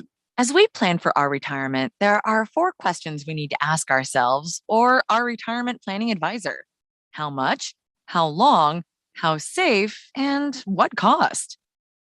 Let's start with how much. That is, how much income we think we'll need each and every year for the rest of our lives, including all the activities we want to enjoy during our retirement, like travel, recreation, and entertainment. Plus the cost of housing, including repair and maintenance, taxes, insurance, and utilities, as well as the cost of healthcare, including expenses not covered by Medicare. Enjoy safe, secure lifetime income of 5 to 9% for life, depending on age and deferral period, with no fee deductions and no annuitizing. Guarantees rely on the financial strength of the insurer, so let's compare free in Scottsdale. For more, visit IQannuity.com, IQannuity.com, IQannuity.com. 1580 and 99.3 The Fanatic is your exclusive home for the 6-time world champion Indoor Football League's Arizona Rattlers. All right, listen up. Tune in to The Fanatic for all the fast-paced, hard-hitting action. Listen as the Rattlers work toward the playoffs and their 7th world championship in team history. Let's keep it going. Arizona Rattlers football, exclusively on 1580 and 99.3 The Fanatic and at 1580thefanatic.com.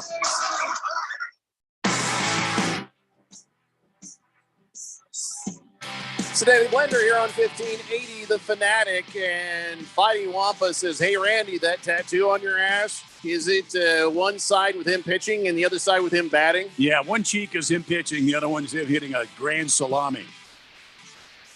So part of it's up front? I'm confused.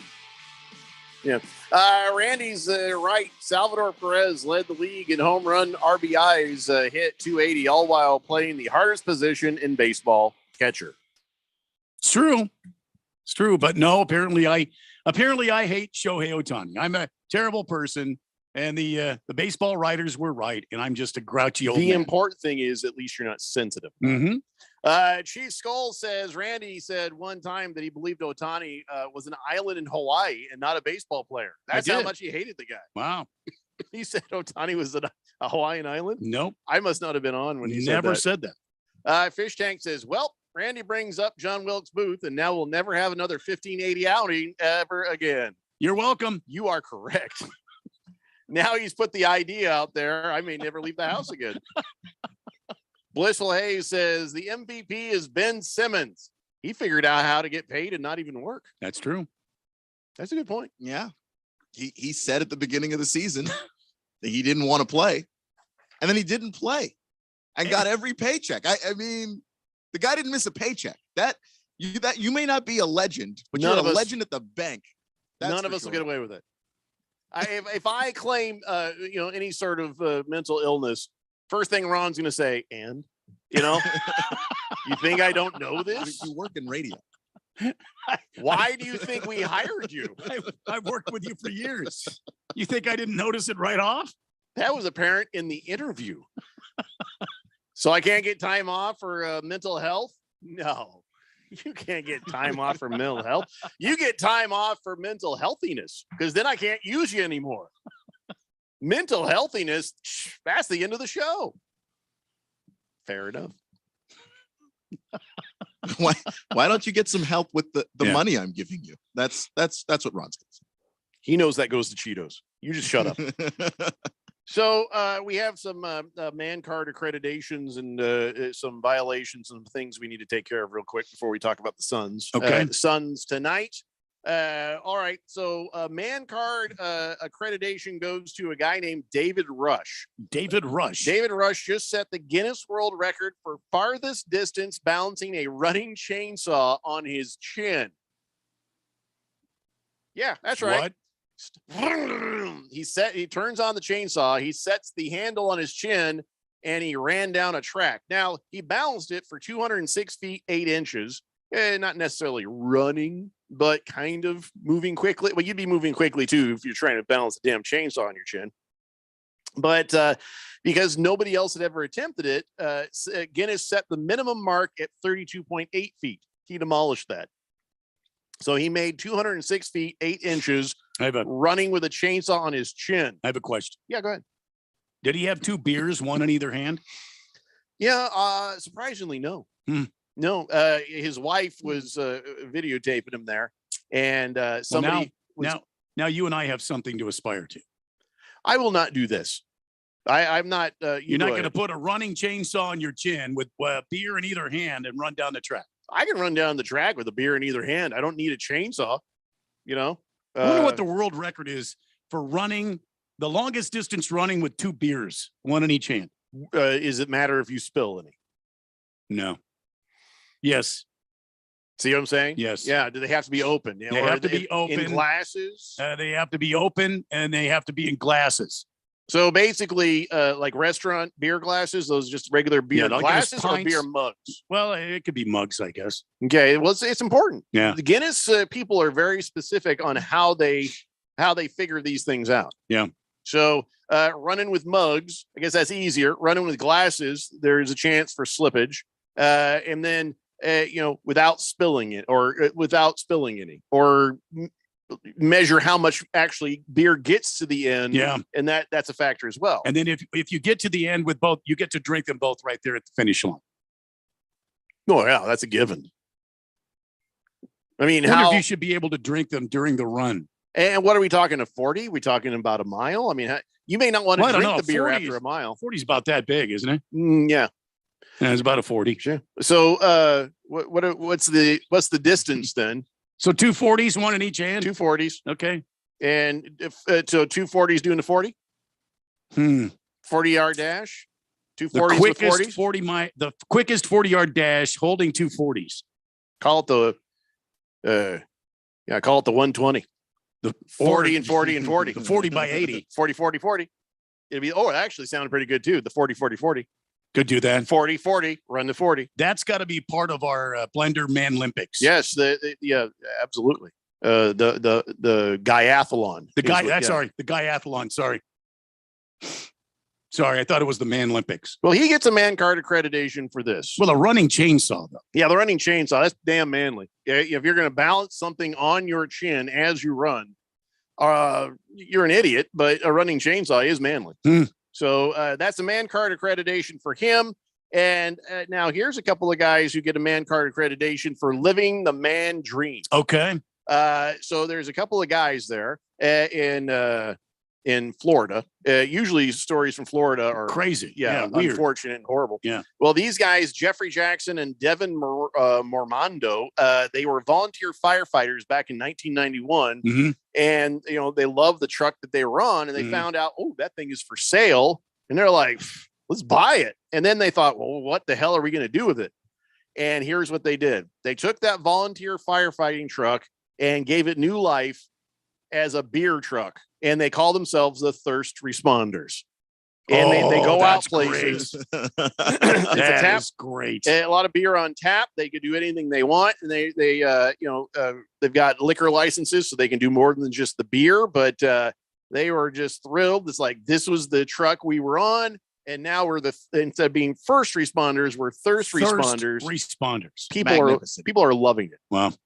Every guy and his pals have had that conversation. We should open a bar, man. And then you talk about what the name is going to be and how you're going to do stuff and how it's not going to be like the other places. And even on How I Met Your Mother, they have the same conversations on there. So these guys live in the dream. They bought a truck, made it into the Thirst Responders, and they're doing great. Reminds me, yesterday, my son, Sergeant White, he's overseas. Yeah. He's deployed with the Air Force. Mm-hmm. His base has become the staging point for aid and shipments to go to Ukraine for the war. Okay. And he sent me a picture. He was on the flight line yesterday. His guys were loading tanks onto C-17s. Wow. I said, any way you can get one of those to Phoenix for me? Just one. All I need is one. Get tanks. I mean, if we're giving these to the Ukraine, I mean, I understand the urgency. Can we not maybe get one here to Phoenix? I think they need them. Just divert. I need a tank. We all need a tank, Randy. Can you imagine my commute every day in a tank? Be slow. I mean, I'd have to leave at like 6 a.m. to get here in the afternoon. I don't know. Those things I think go faster than they used to back when you were in World War II. I think that they go like 40, 45 miles an hour now, right? That's true. I remember old Blood and Guts showing us the way to Bourgogne or something in France. Yeah, if you've got a tank, though, you don't need the HOV lane. No, you just make your own. Yeah, you just go straight through it. No one's cutting you off. No. It's like you just see that coming down the road. Nobody's tailgating you. You could just swing that giant turret around at them. They will back off immediately. Yeah. Can I help you, sir? See, are we getting a tank? If we get a tank, we could turn that into a. What did he say? Did we get a tank? Well, he didn't. He just put the, young people these days, they respond with like emoji things. Uh-huh. So he just put a heart on there. So I don't know if he is or not. I don't know if there's going to be a tank show up at my house.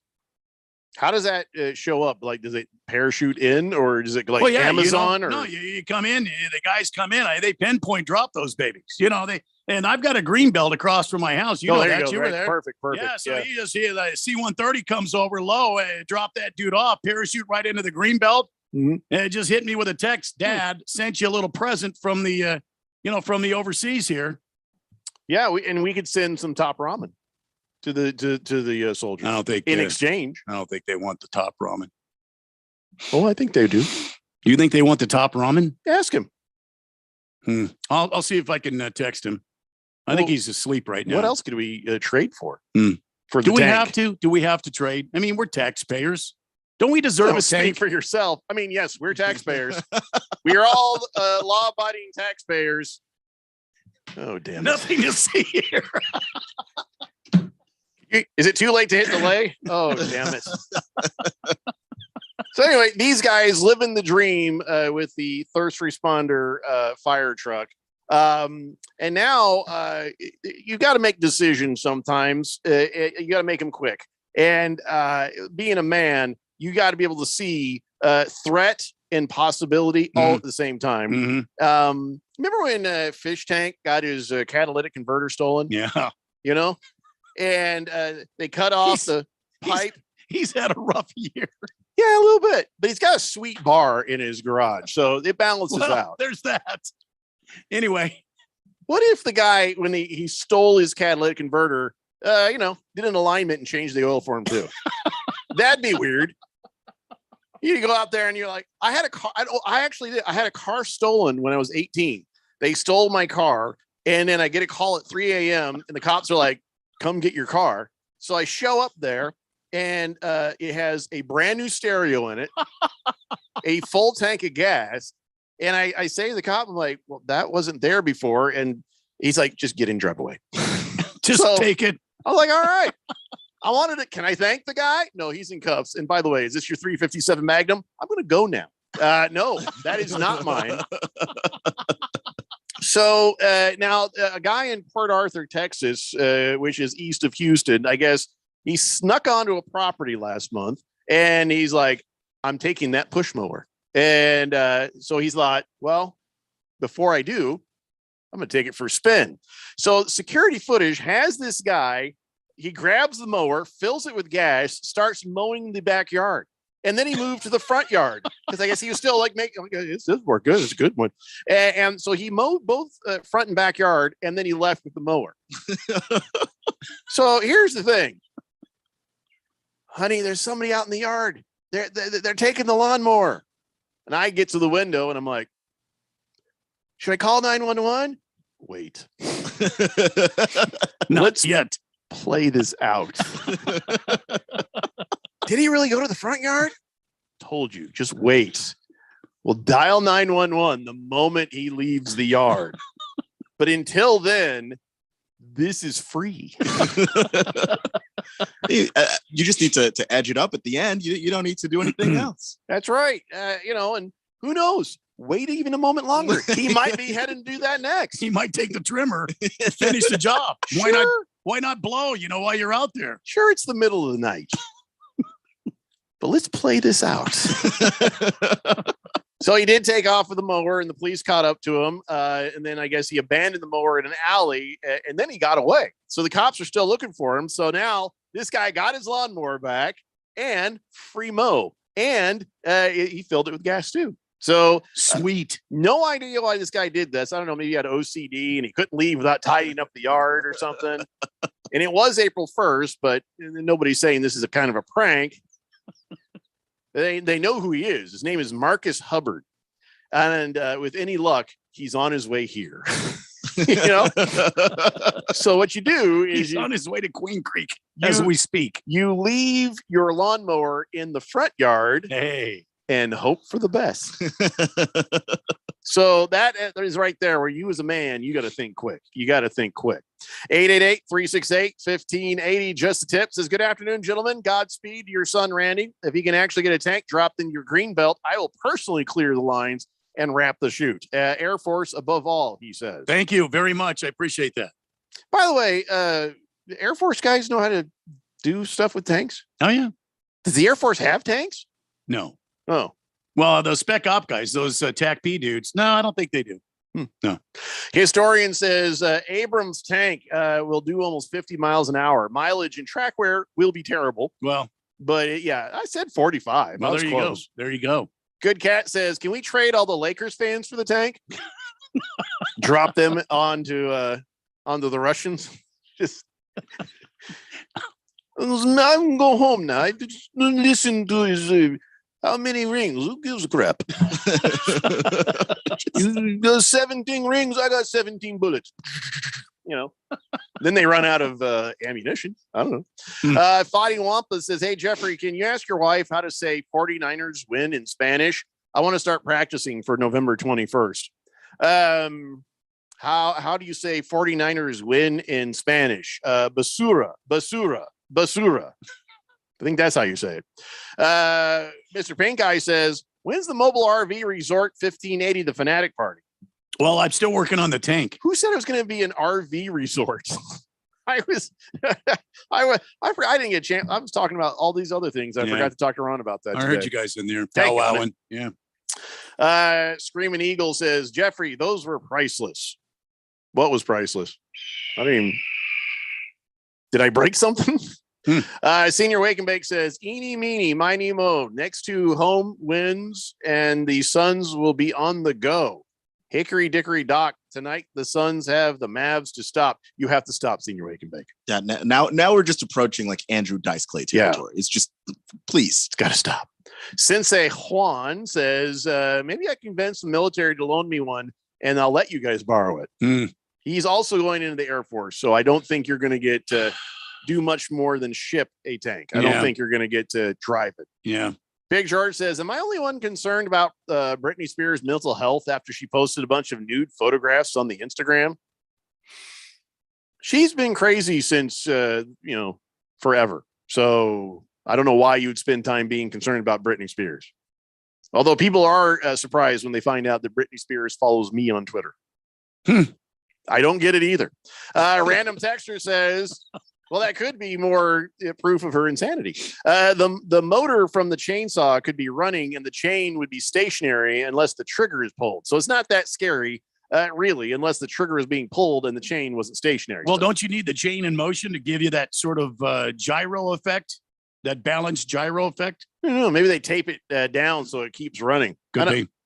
That does bear more investigation, Random texter. Thank you for the heads up on that. Boomer Sooner says, Jeffrey, you talking about man card violation in the late 70s, early 80s, SoCal DJ named Fraser Smith, KMETFM, had a card called I'm Too Hip, I Got to Go card, just a unique thing. Oh, God, Boomer Sooner. Can some of these just be emails? I can't understand what you're typing to me right now. Maybe he's inquiring about the man cards, the Daily Blender man cards you were going to do. Yeah, I think he's saying you had to answer a rock question to get a too hip, I got to go card. Is he suggesting trivia in exchange for man cards? Because I don't think that's how our show works necessarily. But so here's what I want you to do, Boomer Sooner.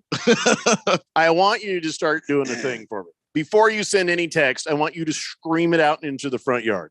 And scream it into the front yard. If it sounds okay when you scream it out at the neighborhood, then it's okay to type it. Because right now I have no idea, kind of what you're talking about. Against the Spread says Bobby Bonilla is the ultimate legend at the bank. That is true. Yeah. Hefty Lefty says, what about these nudes? I don't know. Britney Spears on Instagram losing her mind. Rye Guy says, how about this? Let's trade Britney Spears for the tank. I bet that would get us a tank if we could get her to. You think so? Well, I mean, look, if you got you've got many tanks out here and they're going to the war effort. I understand that, but you can't peel one off. Listen, I know how you feel. When I was 16 and I was riding down the sidewalk on my way to my job in the summer heat by a car dealership, I would look over and be like, they could give me just one. Yeah. It wouldn't hurt their bottom line at all to just give me one. All right, we got to take a break. When we come back, let's talk about what's going on with the Phoenix Suns tonight and what has to happen, what you think will happen, and all those things too. It's the Daily Blender here on 1580, The Fanatic. Okay, let's start unloading the sod over here. The grass is always greener when Haruka's Lawn Care does the mowing. And then we want to get the flower bed started before lunch. They need a new landscaping designer to keep their budding business growing. Can we double check the incline here? This one needs to drain this way. Indeed can help them hire great people fast. I need Indeed. Indeed you do. Our hiring platform instantly connects you with quality candidates whose resumes on Indeed match your job description. Visit Indeed.com/credit and get $75 towards your first sponsored job. Terms and conditions apply. Come join the fun as Kasai Japanese Steakhouse presents its first annual Fire and Fairways charity golf tournament, Monday morning, June 6th at Silverado Golf Club in Scottsdale. Proceeds go to support Arizonans for Children, helping foster kids since 2002. Entry is just $150, includes contest prizes, raffles, plus a fabulous lunch and drink celebration at Kasai Japanese Steakhouse in Scottsdale. You can help. They need sponsors, golfers, and prize donations. And you can win a 2-year car lease from Coulter Cadillac. Go to fireandfairways.com. That's fireandfairways.com today. Learn how thousands of smart homeowners are investing about $1 to avoid expensive home repair bills. John, a former non-customer, said, my air conditioner broke and I had to spend $1,900 to fix it. Jeff, a customer, wrote, my air conditioner broke and I got a new one at no out-of-pocket cost. Mary, a former non-customer, wrote, my heating system stopped running. I had to spend $3,000 to get a new one. Lisa, a customer, wrote, my heater stopped working. I got it fixed at no out-of-pocket cost. For about $1 a day, you can have all the major appliances and systems in your home guaranteed fixed or replaced with HSC's home warranty coverage. Call now, and the first month is free. If the lines are busy, please call back. 800-657-5714. 800-657-5714. 800-657-5714. That's 800-657-5714. Hey everybody, Mark Asher back to tell you about my great friends over at the Lund Mortgage Team. Now, we've seen interest rates go as low as we've seen them in years recently. We've also seen them bouncing around. A lot of uncertainty of what is going on in the loan game as far as mortgages are concerned. That's why I lean on my friends at the Lund Mortgage Team. They have been in business for 20 plus years here in the Valley. They only lend in Arizona. They are trusted. They'll get you that reliable quote. And if you're thinking about refinancing, whether it's to just lower your rate, maybe lower the terms of your rate, maybe down to 15 or 20 years, or if you're like, hey, we got a lot of debt on the side, we got some problems going on, we want to consolidate debt, or I've always wanted a pool. Now's the time to do it. Take some of that equity out, refinance, and get things done around your house that you want. But you got to use the best in the business. That's the Lund Mortgage Team. 623-875-9940, 623-875-9940, or check them out online, lundmortgage.com. Download our free sports app and stay up with all the latest sports news, scores, highlights, and more. Or stream us live anywhere at 1580thefanatic.com. 1580 and 99.3 The Fanatic, Arizona's home for sports.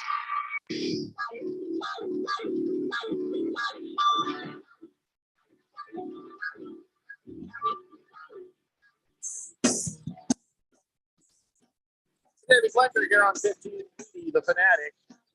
All right, Phoenix Suns hosting the Dallas Mavericks. You have to assume being at home is going to be a huge factor. That crowd. That always bothers me, though, a little bit. I like when a team is, winning at home and it goes back and forth in a series. Oh, we're winning at home. Oh, we're winning at home. Like, you should just be good, damn it. It shouldn't matter what's going on with the crowd. I know it's an inspirational factor, but you have the ability. It's kind of like with Horford last night. It's like, hey, if you had the ability, I just had to get mad to get there. You need to get there every night, buddy. You need to get there no matter what is happening outside of you. But I get it. So here we are in Phoenix. The Mavericks got 2 in a row on us. So is it going to be just the home factor? Is it going to be the crowd? Or are we in danger of these guys coming in and taking another one away from us? I mean, the crowd helps, every NBA player will tell you role players play better when they're at home. So the role players for Dallas got to be at home, got to be comfortable, and got to play well. But I think I can't just put it all on the home court advantage. The fact of the matter is the Suns did not defend the perimeter well. And when you have a series where Maxi Kleber is shooting above 40% from three and Dorian Finney-Smith is shooting something like 45% from three, those things are going to be bad always. And maybe it's possible that in a more hostile environment, they're here in Phoenix, the fans are not going to let them get comfortable. They don't play as well.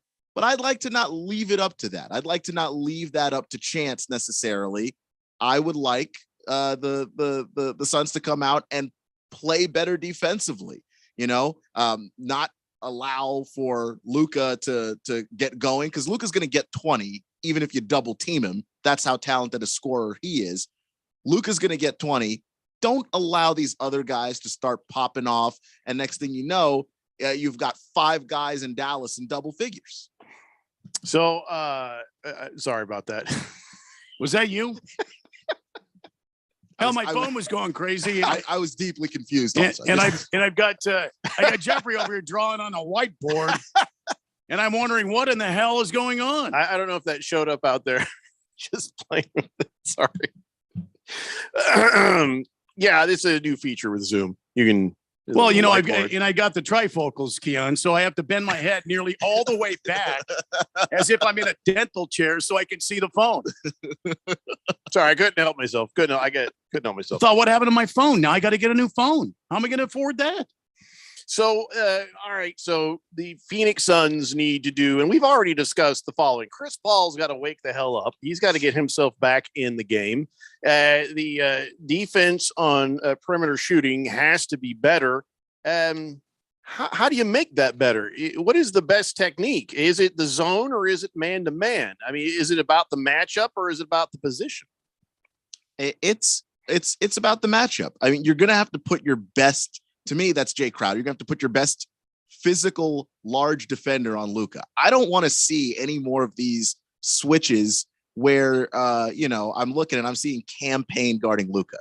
That's death. I don't even want to see Ayton really guarding Luka, except for, in rare circumstances, just because he doesn't have the athleticism to stay in front of Luka. So Luka's been, taking Ayton's lunch in that regard too. I'd like to see, Bridges in front of Luka. I'd like to see Jay Crowder in front of Luka and try and keep those matchups and do as much damage to Luka one-on-one as you can. Obviously, he's going to get his points if you play one-on-one, and then everybody stay, man to man on those shooters. Don't let them have any airspace because they can all shoot. That's how this team is built.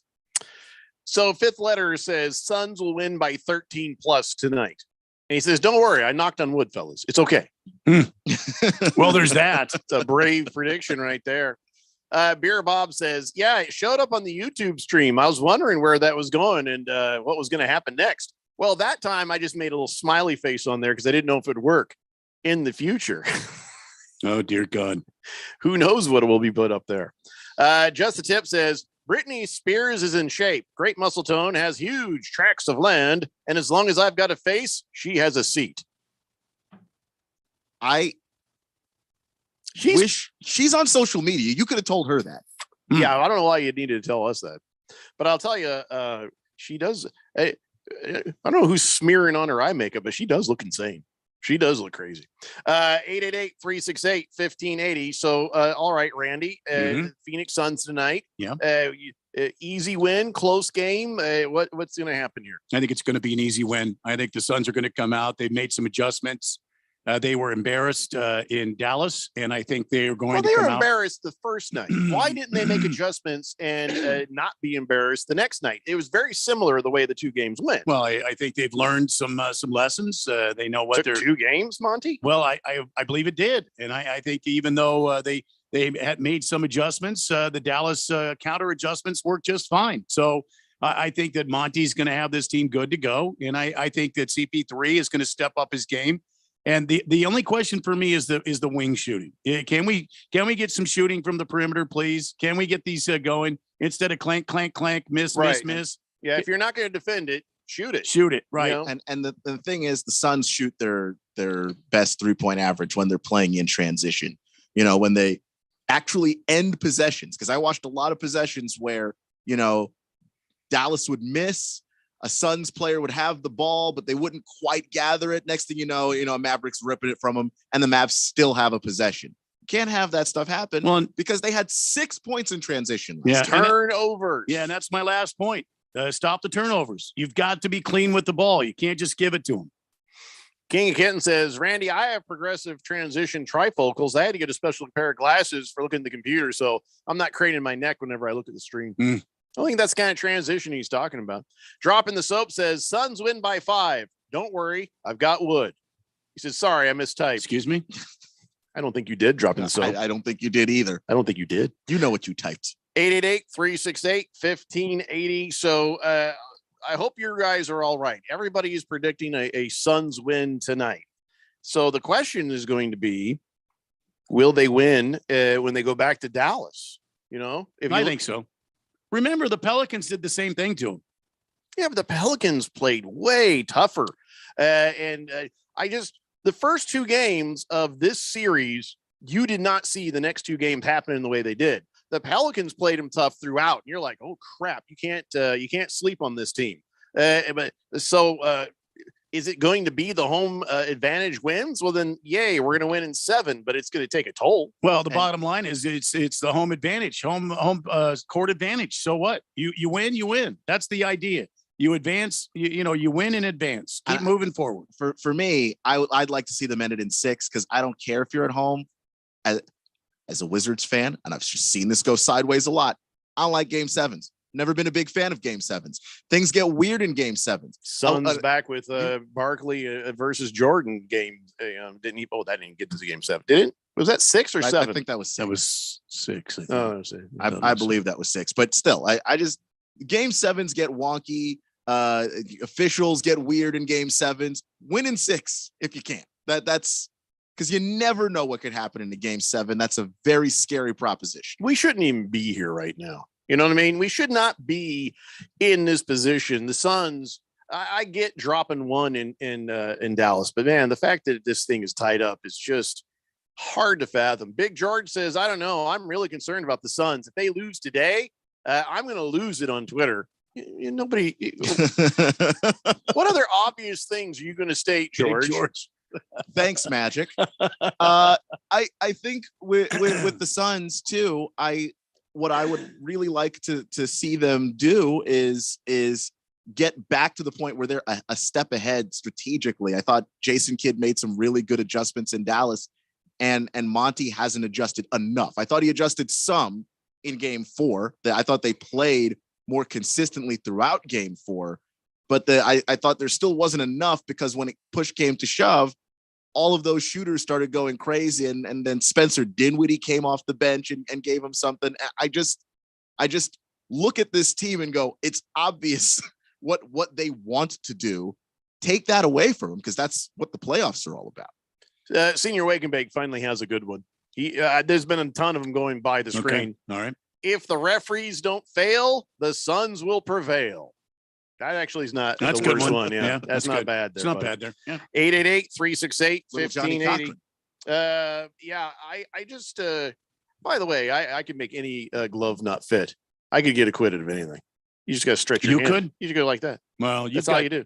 You got those interesting hands. You have those, like those really wide hands. I have very flexible fingers. Mm. You're welcome. Good Cat says, unlike LaCrap James, Jordan never went to a 7 in the finals. That's right. They got us in 6. Moist One says, does look like someone gave Brittany raccoon goggles, which results from laying some sweat. Okay, I can't. That's just wrong. But that is like the crazy girl. That's like, yeah, policemen wear badges, crazy girls wear smeared eyeliner. That's how you know. Is that what it is? Oh yeah, absolutely. Brittany's cray. Okay. So the Warriors on the other side, now they're 2-1 over Memphis. That is the team I think I'm still most worried about. I think they'll win against Memphis. Well, that's the team we're going to meet next. Came down to the final shot again against the Memphis Grizzlies, and even that was even without Ja Morant. So, and if Ja doesn't go tonight, well, the rest of the team's got to step up, and they are unafraid. This young Grizzly team is unafraid of the Golden State Warriors. And the talented Jaren Jackson played really well last game. Golden State,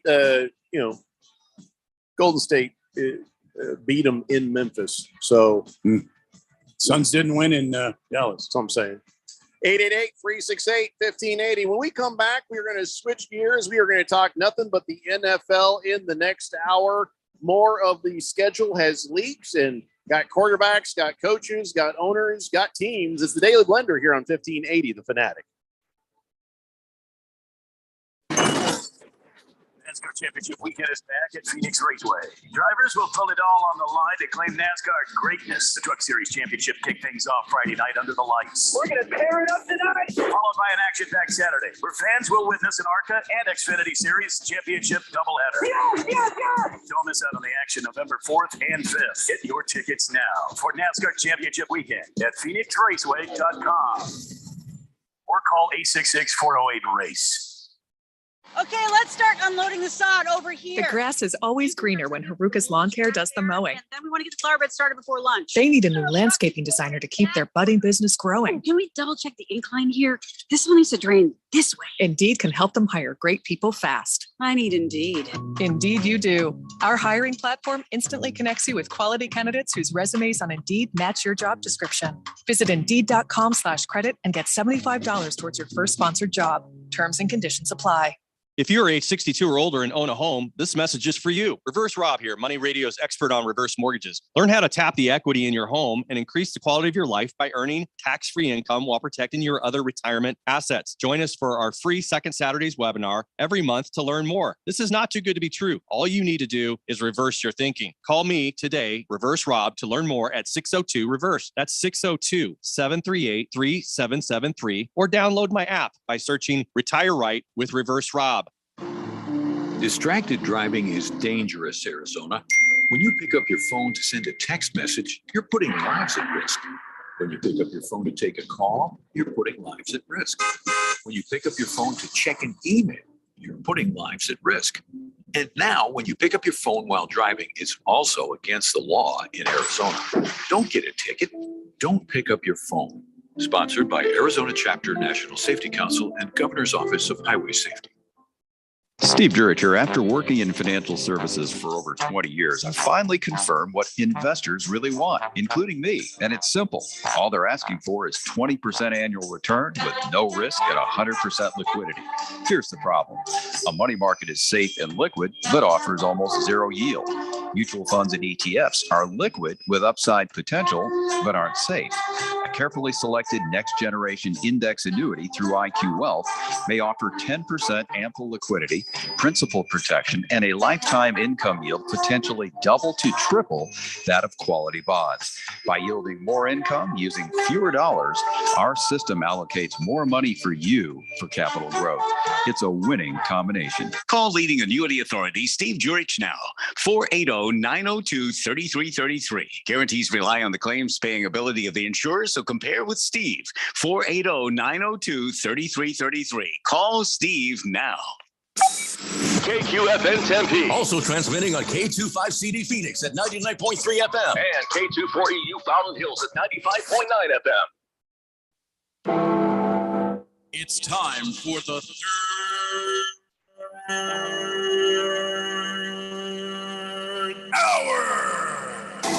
Quiet, people, settle down because it's time. Time for what? Showtime. When does it start? Right now. 3, 2, 1. Let's get on with the show. Let's do it.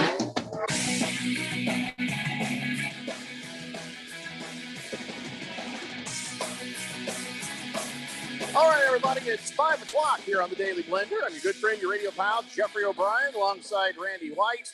Got Keon Rose in the control room, and you guys are on the Fanatic text line, 888-368-1580, as we're broadcasting live in the Harmon Solar Studio in Scottsdale. And, all right, the Miami Heat are, taking care of business right now against the Philadelphia 76ers, but it's still within a certain range that, anything could happen. At least that's what I was thinking, sitting on my couch Sunday and Friday. Oh, a 10-point game. Yes, don't worry. It's nothing to worry about until about 2 minutes out. And then 3 minutes out, oh, no, this is over. Because 10 points is easy to overcome. But once you get to the fourth quarter and 2 minutes or so, forget it. Now, you can turn a game around in 2 minutes. You can turn it around, have a 10-point swing go that fast, but no, not the way that game was going. But right now, still in the midst of Miami versus Philadelphia, and we'll keep you up to date on that as we go. Big George says, I wish you guys would play that elevator music for the Steve Jurich commercial there. You should play that for the show. La la la la la la la la. What is that from? I don't know. It sounds so familiar, but I can't fix it. That is some I can't serial killer think music. of it. Yeah. Like you expect if you're watching Killing Eve, that would be in the background. Or Dexter or something. No, Yeah, Dexter. Yeah. If you've seen Killing Eve, they have like weird French music and la la la la la, and it fits. We'll have to ask James. Yeah. James would know what it is. Get us that music. We're going to use it on this show. 888-368-1580. If anything interesting happens, during the NBA games, let us know, Keon. But now it's time to talk some NFL. There will be a special broadcast, the NFL schedule release show that will be on Thursday at 5 p.m. here on 1580 The Fanatic. And what surprised me the most, because nobody is surprised that we jumped at the opportunity to have this program so we can get some time off. Even an hour. A, we like it. B, it pisses off the morning show, which makes us like it even more. So what really surprised me the most about this, it's a 2-hour show. It's a 2-hour show. Do you need 2 hours for the schedule release? Well, do they need all the time for the draft that they need for the draft? Are they draft? breaking down every team's schedule? Yes. Yeah. Yes. Well, they're going to need more than 2 hours. They're going to drag it out much longer than it has to. I mean, this is the league that got mad at the Lions for drafting too fast because they couldn't drag it out long enough. That's a good point. If they did. So yeah, no, they're absolutely going to take the 2 hours of this and milk it. So here's what we know already. This is what we have so far, as far as schedule goes. And the only thing that it really applies to us is the fact that the 49ers are at Cardinals, in parentheses, because it's in Mexico City, Monday night, November 21st. So W for the Cardinals. Yeah. Easy win. Oh, yeah. Nothing else, I guess. I mean, here's it. They don't even know who's playing the Rams on Thursday Night Football.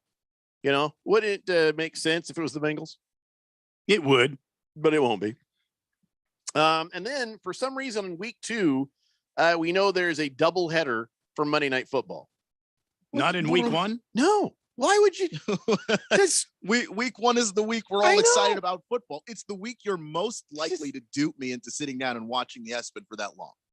Maybe they're trying to get the audience kind of switched over. You're going to be, fatigued. You'll probably be watching a lot of football on the first weekend, and then you'll come out the second weekend, maybe not watch so much football, and bam, they'll get you with the doubleheader.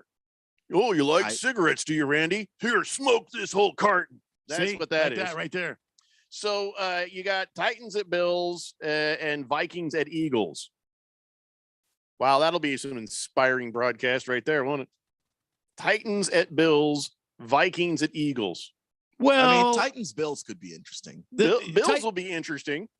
Well, I think the Titans Bills game will be interesting. Who's the quarterback for the Titans right now? Tannehill. Yeah, and he's not happy. He's cranky. Well, if Derrick Henry's back, look, that's the running team anyway. I mean, Derrick Henry. You mean Anthony Davis on football? No, Derrick Henry missed last year. That was like his first big injury. Oh, he's injury prone now. Well, I don't know. You I'd guys have to understand. see it first. Titans are in my division, so I'm trying to crap on them. Okay. I don't want them to be good. Well, and what about Philly? I mean, they loaded up with some targets. That should be interesting They to did see. have a good draft, but I was really more about how bad the Vikings are. Well, new coach. Yeah. Chargers at Chiefs on Thursday Night Football that week. There you go. There's a game. That should be a game right there. One of the first good Thursday Night Footballs we've heard about in a while. How many picks did the Chiefs have? Like 174 in the first round? They just kept trading back and getting more picks and getting more picks. Every time I turned around, the damn Chiefs were picking another guy. So here's what it is. You know how if I had a plate of cookies and they weren't very good, you'd be like, oh, yeah, I'm good with one. Okay. But if you have a plate of cookies and they're amazing, you're going to want to eat a lot of them. But here's the problem. All cookies are good cookies to Andy Reid. So he's like, wait, we got these good cookies here. But if we trade these cookies, you'll give me more of those cookies. They're not as good of cookies as these cookies, but there's more. And then he gets that cookies. Then there's the damn Hydrox. Then you're like, we got a lot of Hydrox. Oh, I can have more of those if I keep trading back to other He's got basically what he's down to is just like a plate of broken Nilla wafers by the time he picked anybody in the draft. But then he started picking. Finally, well, you got to eat you can't not eat the cookies forever. Yeah, I think what they did is smart. This is the reality of having a $500 million quarterback. Andy Reid likes cookies. The rest of the team got to be cheap. And the only way to really do that, get talented guys for cheap. We don't say cheap. We don't say cheap. Value. Okay. We're looking for value. Yeah, You're looking cheap for value right there. Well, the only way to get good talent for great value. Yeah, great value is the draft. And so that was what the Chiefs were doing. Is that the Walmart brand? Great value, or is that Safeway? I don't remember. Who's the great value? Is that it might be Walmart? Is it Walmart? Might actually be Walmart. It's no longer cheap. Value. I wonder if they explain that same thing to Andy Reid, but use hamburgers. Cheeseburgers. We have In-N-Out over here. I don't know. Let's see. Now they also have told us all the foreigner games Wait, foreigners coming back? They're going to play football? You want to know what love is? It's the Vikings at Saints in London. Giants at Packers in London. Yeah. Broncos at Jaguars in London. That should be fun. Here's an idea. Why don't they just do all these games the same day? Just send everybody at the same time and have all the games just be in a foreign country. And the owners can't be. I don't think that. You mean from like one stadium to another? Yeah, I don't know. This is not a perfect idea, Randy. I'm just shouting stuff out because you've got games all over the United States in any given day. I'm not crapping on your idea. Put them over there in the foreigners' place that everybody goes at the same time and they come back. Well, they're already using 2 stadiums. So it takes those guys like a month to get the stadium ready for football. Even more reason to do it. So then you have a game. Well, and the soccer people over there get angry because you're messing with hallowed ground. I mean, you start messing with the pitch over there, and they get a little touchy. It's not a pitch; it's a field when we're there. Okay? Well, it's a field when the Yanks are there, but when they're there, it's the pitch. Well, I don't care. I just think it'd make more sense if we just all went there at once and came back. That's it. Well, I mean, that's a great idea. Just saying.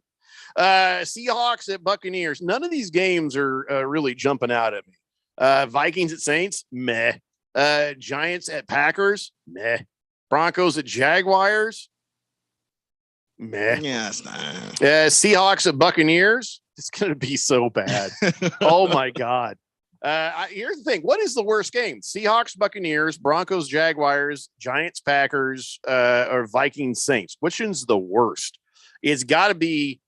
Buccaneers are going to destroy the Seahawks. I don't like Giants Packers. The Giants have been terrible. Bored about Broncos Jaguars. Just I don't know. Maybe that'll be. And you add Russell Wilson. I don't know that you give the Jags much of a chance to win that game.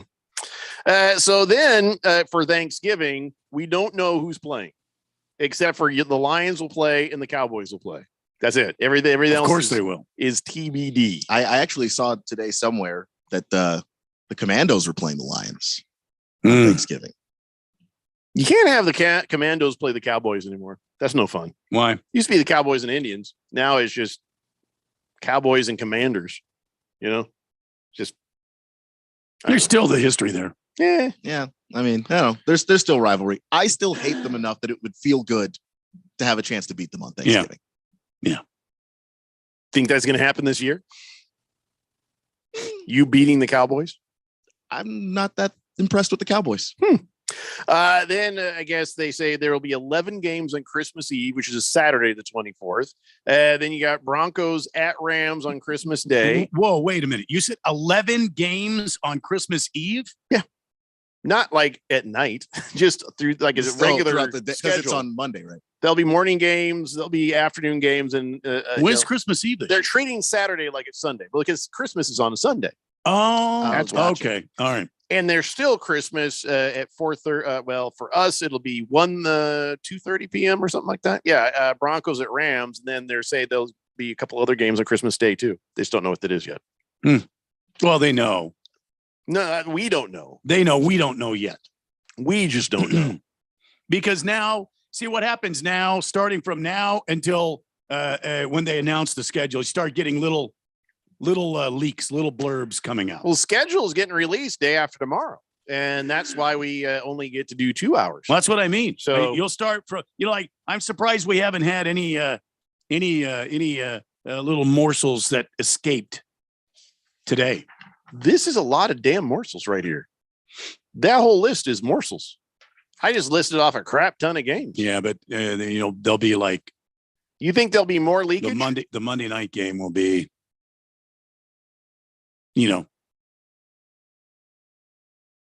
What? It'll be the Monday night game will be. I don't know who the hell it is. I'm not on the NFL schedule committee. So you think there'll be more games? I think they'll start now and tomorrow. You think there'll be more games leaked? I don't think so. I don't think so either. I think the holiday ones will probably get leaked, but maybe that's it. I think I think they're done, but you could be right, Randy. Could be as leaky as Al Pacino's diaper. I don't know. Hello. I mean, I'm just guessing. Hello. Just guessing. Big George says Cowboys and Commanders. That sounds like some weird fetish that Moist One would be into.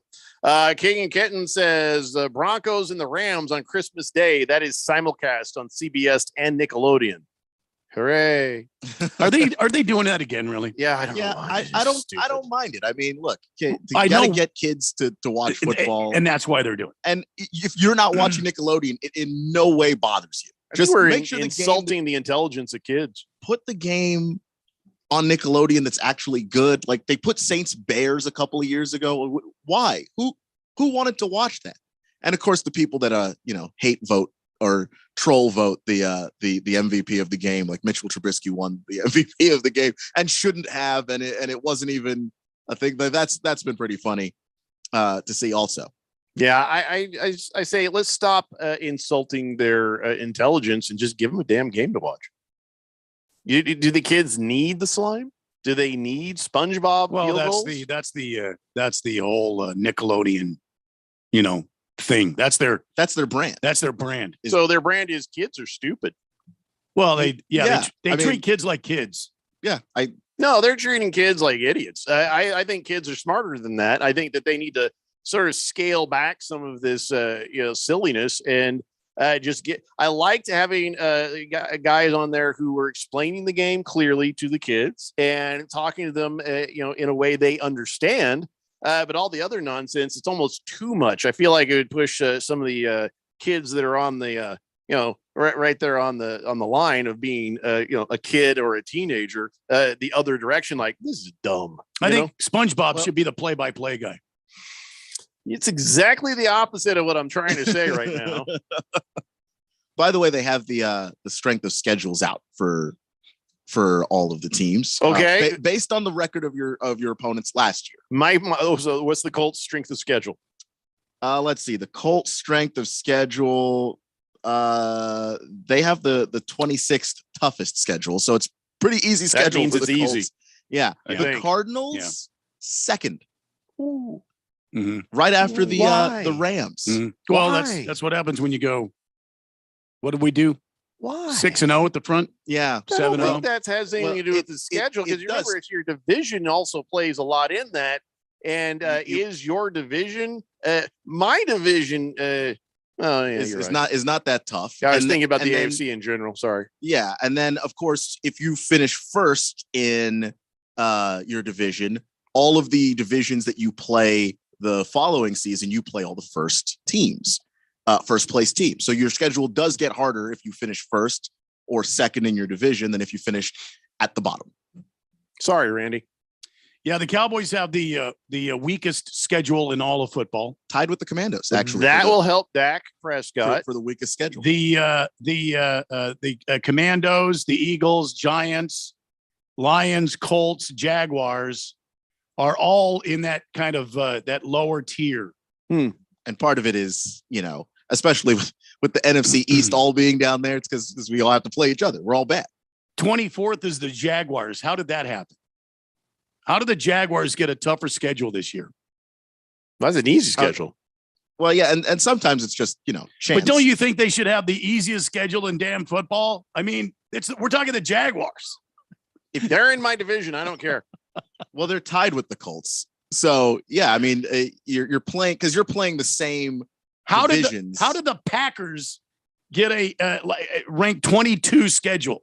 22 strength of schedule. That ain't right. The damn Packers. Well, again, you have to take into account that the Packers play the Lions, the Packers play the Bears, the Packers, they play the Vikings, they play the rest of the NFC North. The Jets are tied for 17th hardest schedule. Strength of schedule. Boogie says, "Hey, happy for weak schedules. Go Lions." Just Tip says Vegas seems to really like the Broncos. They have a ton of serious talent. I wonder if Ralph from Harmon Solar is now going to be a Broncos fan. He'll probably have a jersey. I imagine he'll be wearing one Or on a hat. Friday. Yeah. Or a hat. Yeah. King of Kenton says Nate Burleson is the Nickelodeon host for football. Well, he's one of the guys. The other one was, I think it was Ian Eagle, wasn't it? Or somebody's kid? I don't know. Mr. J says, is the difficulty of schedule based off the end of the season record from last year? I don't think that there is that much thought process put into it. I think that it comes out of the keisters of people who work at the NFL. If you're curious about scheduling for it, here's how the NFL does it. Under the formula implemented in 2002 and updated this year, every team plays 17 games, home and away against 3 division opponents. That's 6 games. 4 games from another division within this conference on a rotating 3-year cycle. That's 4 games. 4 teams from a division in another conference on a rotating 4-year cycle. So that's 4 games. 2 intra-conference games based on prior year's standings. These games match a first-place team against a first-place team in 2 of the same conference divisions. So a little bit. 1 interconference game based on the prior year's standings on a rotating 4-year cycle. So that's 1 game. So that's how they figure it out. So, again, I am. So sometimes it's bad luck. Sometimes you're playing a tough division. Like if you're a division this year that drew the AFC West, for instance, good luck. That means you get to see Herbert, you get to see Derek Carr, you get to see Russell Wilson. Congratulations. Wow. DJ Khalid's weight loss program is amazingly working. Just wanted to point that out. He was pounding that popcorn, man. He just bang, bang, bang, bang. Usually the girls like to have that shot like this from up. But when you're sitting there in a chair pounding away whatever the hell he's eating, looking like Baby Buddha, no, that was not a good angle. Sorry. Beer Bob confirms great value brand is Walmart. Thank you, Beer Bob. Fish Tank says, I saw a rumor the Dolphins will play the Lions on Thanksgiving. I know that's hell for all of you, but it sounds like an awesome holiday bet for Boogie and me. You are correct. Yeah. I think we need to make hay of that when it happens. King Kenton says Fox is probably going to announce their Thanksgiving game tomorrow. And I think NBC on the Today Show is going to announce another game Thursday morning. See, there's those tidbits I was talking about. It's just leaking away. What the hell are we doing then tomorrow on Thursday? I mean, why are we even doing this? You're right. It's very important that we do this. Random texter says Cowboys and Commanders. Isn't that sort of going to what they do in Toy Story, the movie? What? No, it's not. Chief Skull says, Jeffrey, you bite your tongue on the Vikings. Luke Kuechly predicted the Vikings to have one of the best secondaries in football because of the veterans and draft of safety and quarterback in the draft this year. Yeah, but Luke Kuechly, his brains are scrambled. Why are you listening to him? Ever since he took that hit that left him crying, sitting the ground, he's never been the same, Chief Skull. Fifth letter says, Week 1, Monday Night Football, Broncos versus Raiders. Well, no. I don't think they've announced anything in that fifth letter. Take it easy. Isn't it great, though? The fourth dimension's coming up with their own NFL schedule. This is what's going to happen first. Because I said so. That's why. The NFL might want to hurry up here before the fourth dimension fills it all out for them. Because who knows what's going to happen then? I mean, there's no telling. All right, let's take a break. When we come back, we've got other NFL news to talk about other than a schedule thing. It's the Daily Blender here on 1580, The Fanatic. This is Brent Musburger's action update on 1580 and 99.3, The Fanatic. Heads up, sports bettors. Right now, you can try VSiN All Access free for 30 days with no credit card required. Visit vsin.com/free month to sign up now. Major League Baseball tonight, the hot Arizona Diamondbacks match up against the Miami Marlins, the pitching matchup. Madison Bumgarner on the mound for the D-backs, 1-1, and ERA at 1.5. Jesus Luzardo will get the start for Miami. He's 2-2 with a 3.08 ERA. The Marlins are minus 134 favorites. The Diamondbacks pay out at plus 114 if they pick up the victory. The over-under has been set at 8 runs. NBA playoffs tonight. Suns hosting the Mavericks. This series even at 2 games apiece. Phoenix a 6-point favorite. The over-under at 215. For the latest odds all the time, visit vsin.com. I'm Matt Pauley on Arizona's sports betting station, 1580 The Fanatic. Go yard all May long with $5 Dinger Tuesdays on FanDuel Sportsbook. This season, all customers will get $5 for every home run hit by both teams when you place a $25 to hit a home run wager on Tuesday MLB games. And the best part about Dinger Tuesdays is even if your bet loses, FanDuel will pay you $5 for every home run. So what are you waiting for? Pick your home run hitter and turn big swings into big wins. There's no better place to bet America's pastime than on America's #1 sportsbook. Head on over to your FanDuel account or download the FanDuel Sportsbook app and sign up using promo code Steve1580. That's promo code Steve1580. 21 plus and present in Arizona. Bonus issued as non-withdrawable site credit that expires in 7 days. Max bonus $25. Restrictions apply. See full terms at sportsbook.fanduel.com. And if you have a gambling problem, call 1-800-NEXT-STEP or text NEXT STEP to 53342. If you're an IT professional looking for an opportunity with great benefits and the freedom to creatively solve problems in a career with great growth potential and a team environment, look no further than Affinity Technology. Serving the Valley since 1992, Affinity Technology is looking for a level 1 tech to develop and deliver excellent solutions and outstanding customer service. Visit atechaz.com/jobs and get started with your future today. That's atechaz.com/jobs. This is Aaron Warby, host of the Bulls and the Bears Radio Hour. In the show, we try to teach the tools, rules, and strategies that traders and investors need to do better with their wealth and portfolio income. But most of the time, an hour is just not long enough. At Online Trading Academy, we believe that the average person should be given the tools, rules, and strategies that Wall Street's elites have been using for years to outperform others. Are you one of the millions that have recently established a trading account? Or have you always wanted to trade or take a more active role in guarding and growing your own wealth, but have not had the know-how or confidence? We want to invite you out to a complimentary 3-hour power trading and investing workshop, where you'll learn what it is that the professionals use to limit their risks and maximize their possible gains in both trading and investing. To register, call 8448-TRADER. That's 844-887-2337, or text the word stocks to 25029. Again, that's stocks to 25029. Reserve your seat now. The Rams were built to win the Super Bowl. The Los Angeles Rams have won Super Bowl 56. But if you think that brought the end of the NFL season, you'd better think again. The NFL is a year-round beast, and we keep you in the know. Free agency, trades, retirements, hirings, firings, holdouts, injuries, training camps, and a whole lot more. Football is always in season here. We are 1580 and 99.3 The Fanatic. Your home for football.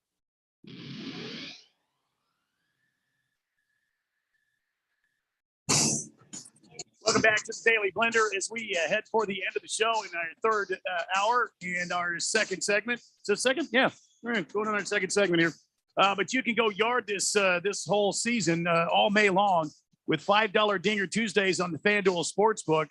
This season, all customers will get $5 for every home run hit by both teams when you place a $25 to hit a home run wager on Tuesday MLB games. And the best part about Dinger Tuesdays is even if your bet loses, FanDuel will pay you $5 for every home run. Now, right now, leading the MLB in home runs, Anthony Rizzo with the Yankees. And I have to say that quietly because if Jeffrey hears me talking about the Yankees in any way, but he's tied. I hate the Yankees. He's tied with C.J. Cron, who's with the Colorado Rockies.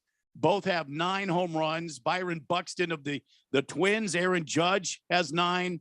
And then it goes on from there. Willie Adams with the Milwaukee Brewers got 8 home runs. So there's some of the top guys you can put a bet on tonight's action.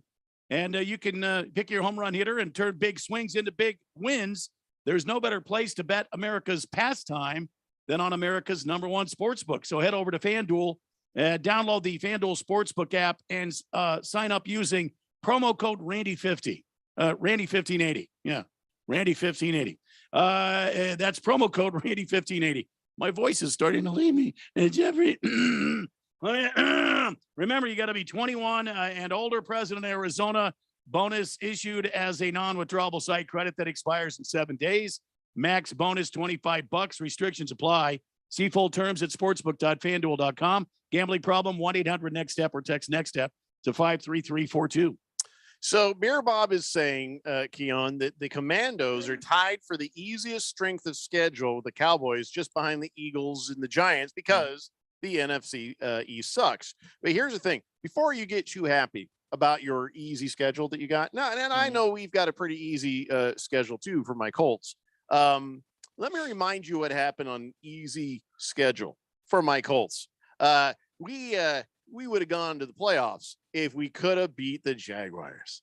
So I'm just saying, ease of schedule doesn't always, turn out the way you hope. Yeah, my thing though is ease of schedule combined with ease of division.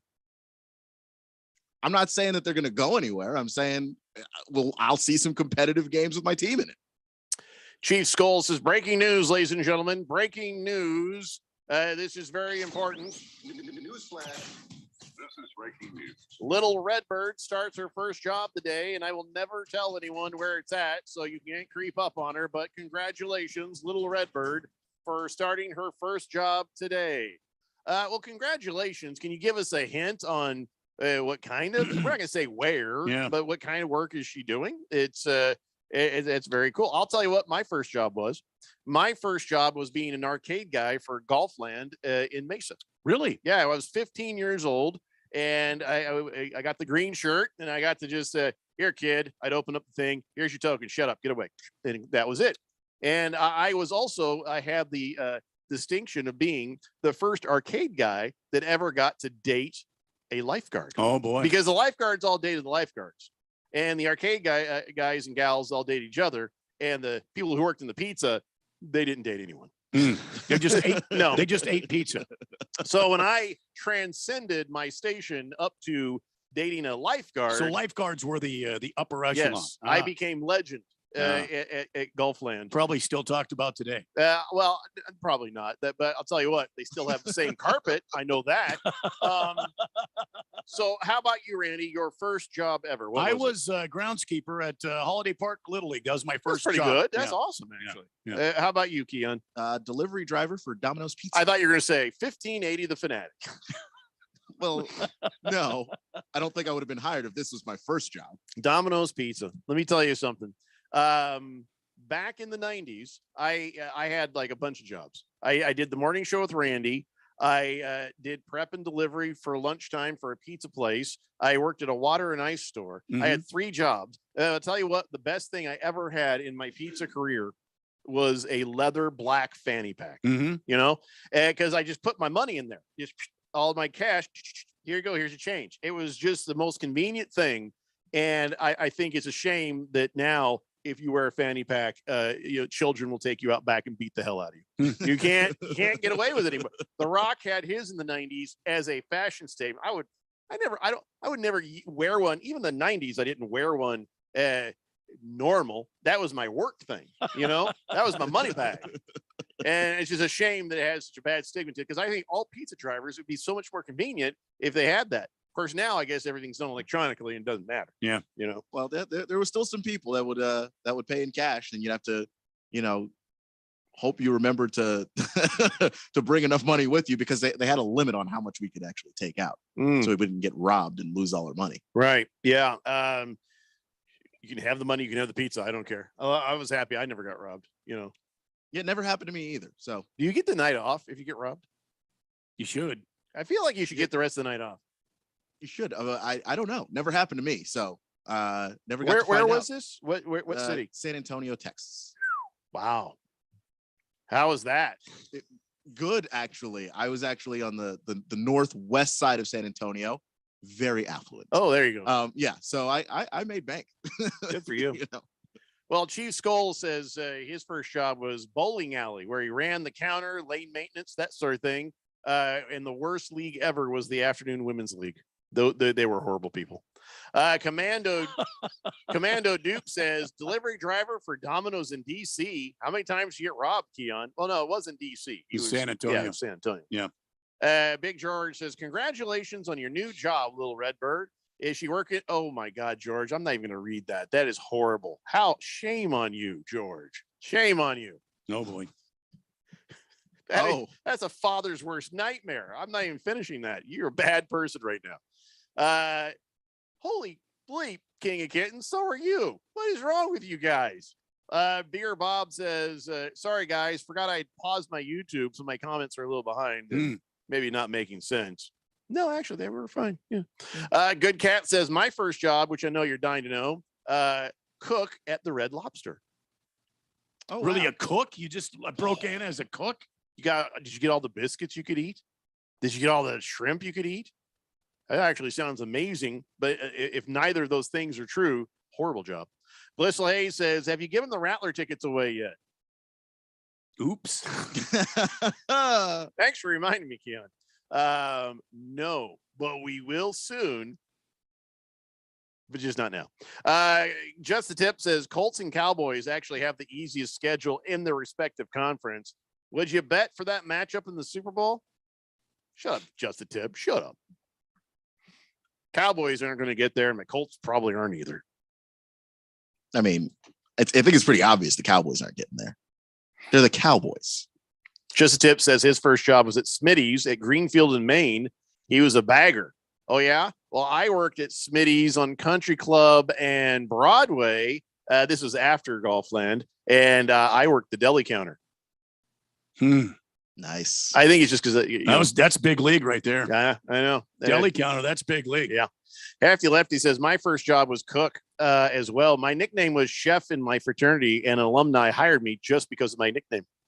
Boogie says my first job, gigolo. Come on, Boogie. Nobody asked for your first job. Yeah, well, and nobody paid him for that, so I'm sure he had to go get his second job very, very quickly. What was your second job along with gigolo? We all want that job. Can we talk football, please? Is that what we're supposed to do? Why not? So this is unsettling. I'll just read the headline. Bettors high on Dan Campbell for Coach of the Year. Mm-hmm. I love it. See, I keep telling you guys, and you don't listen to me. He won 3 games last year. Yeah, he only won 3 games. You're right. His draft was pretty good. Wasn't perfect. Wasn't great. His draft was pretty damn good. It was a pretty good draft that they had out there in Detroit. I guess his odds went from 60-1 to now 25-1 in the past week. I love his passion. He's still a long shot, but still. I love the way he coaches the team. I love it. People are putting bets on him. Lots of people are actually putting bets on him at 25-1 to become the coach of the year. This is the year, Boogie. This is the year. Chance. This is the year, Boogie. Because they're at 3, they were at 3 wins a season ago. If they're anywhere near 500 at the end and they're competitive in all their games, he'll be in the conversation. We still got to get my. They don't even have to make the playoffs. Got to get my Lions in the conversation. Much of what you said will not happen. I got to get my Detroit Lions hat. Yeah, you.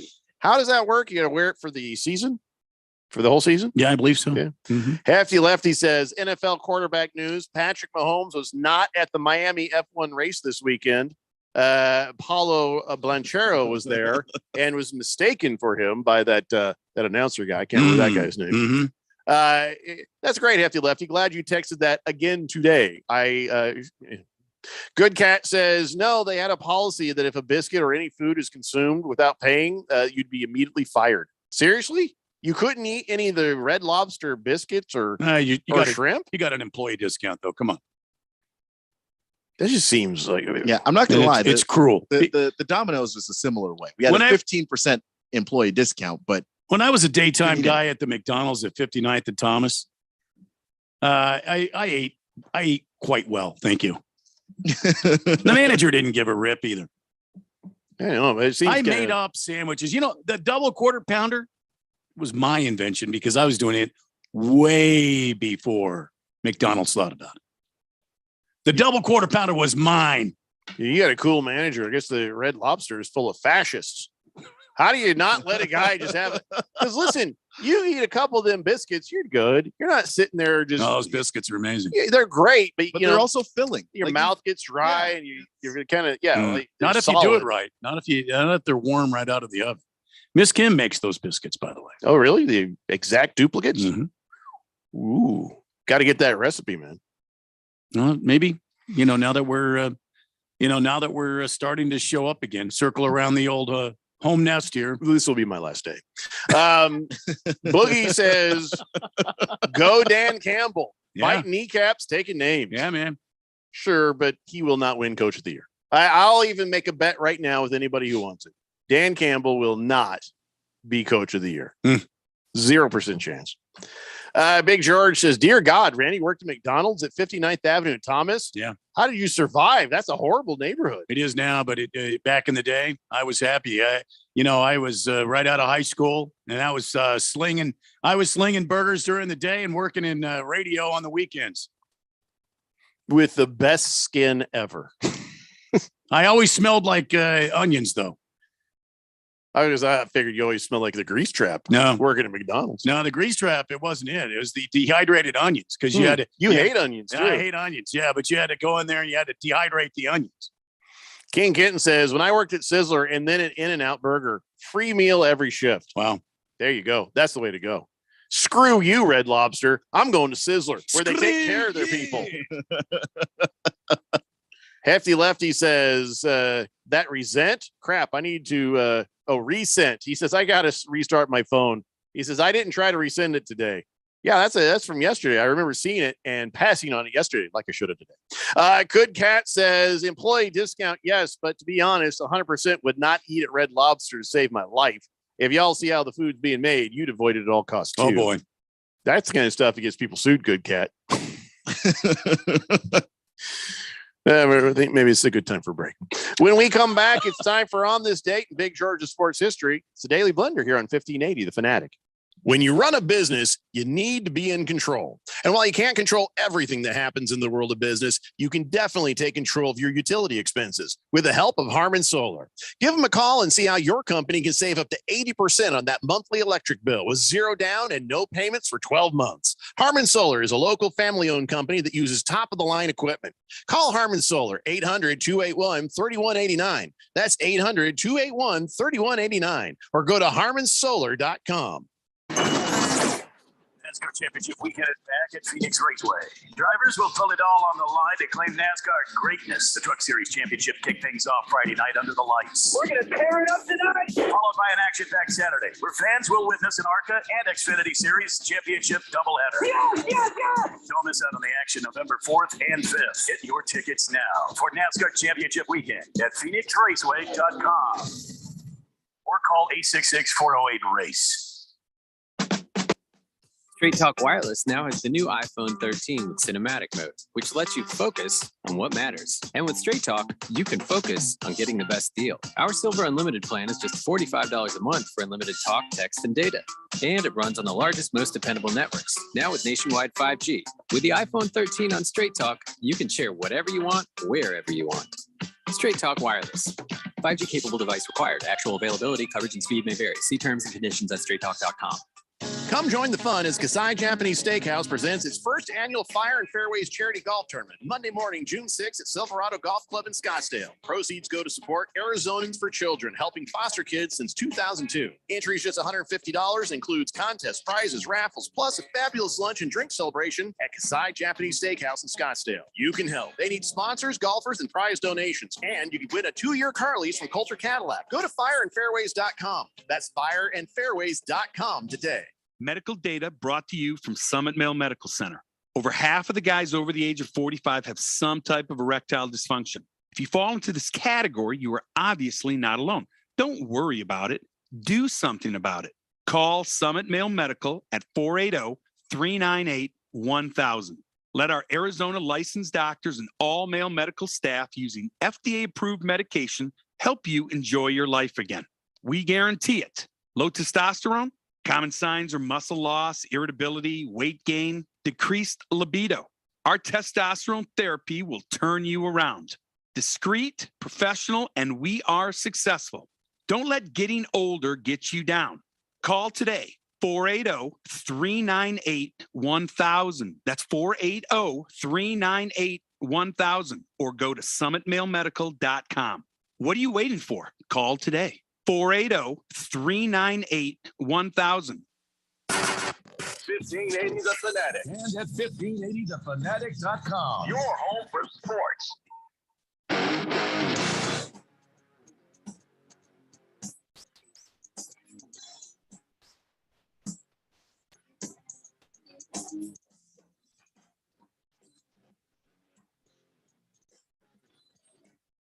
And I had the over on him making a mistake. I was trying to trick him into thinking he made a mistake. Yeah, I saw that.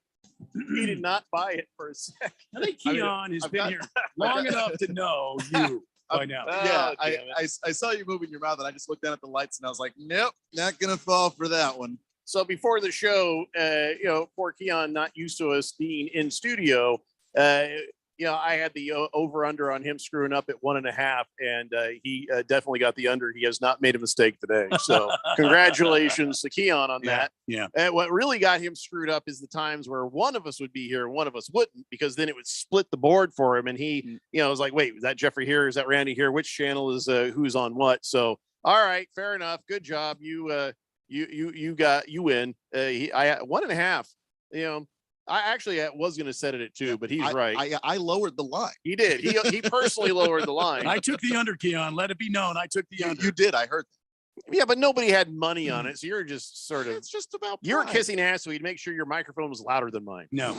That's what that was. Dear God, please turn my mic down, please. Let's see. King Kitten says pre-race in Miami, the F1 announcer from Sky Sports was trying to find celebrities in the driver grid paddock area. He got DJ Khalid and Prince of Bahrain, but he walked right past D Wade and Gabby Union like a half dozen times. This guy didn't know who he was talking to. Yeah, I saw some of those clips. The guy is an embarrassment. It's like he's a Brit, isn't he? If you know racing, just talk to the drivers. Don't send this guy out to look for celebrities if he doesn't know. Well, anything. it's probably not his fault. I mean, he's probably being told by his producer in the truck, find some celebrities, find some celebrities. Well, you're in the United States, so bro, you don't know who's here, do you?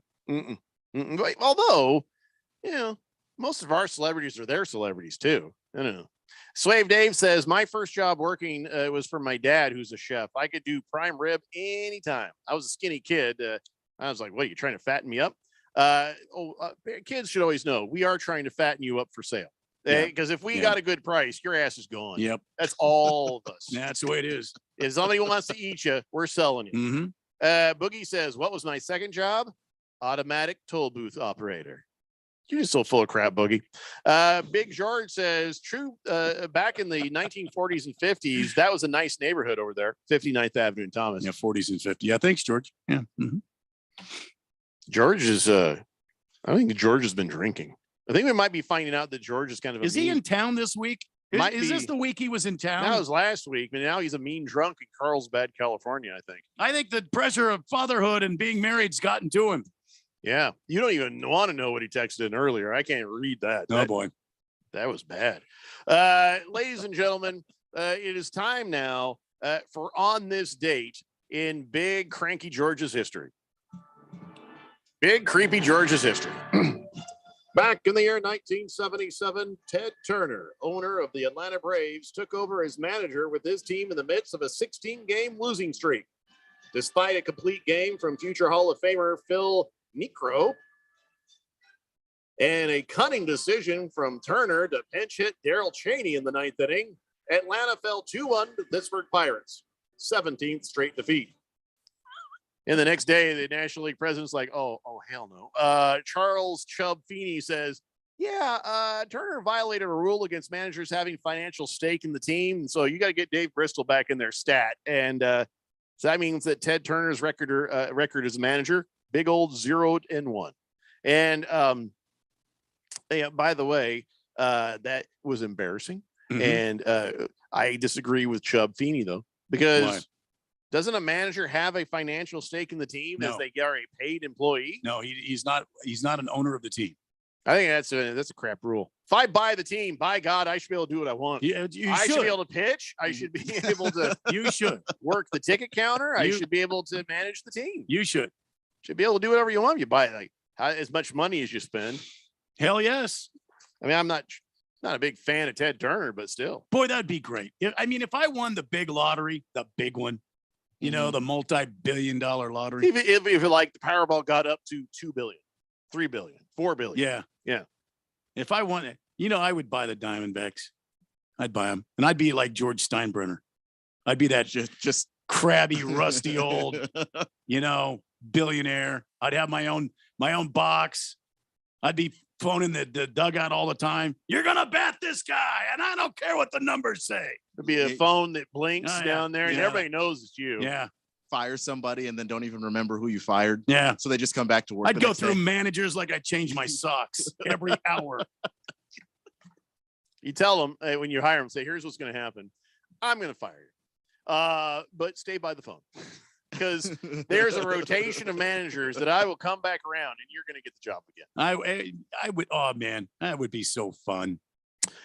You are correct, Hefty Lefty. Ted Turner did marry Tina Turner. That is a true story.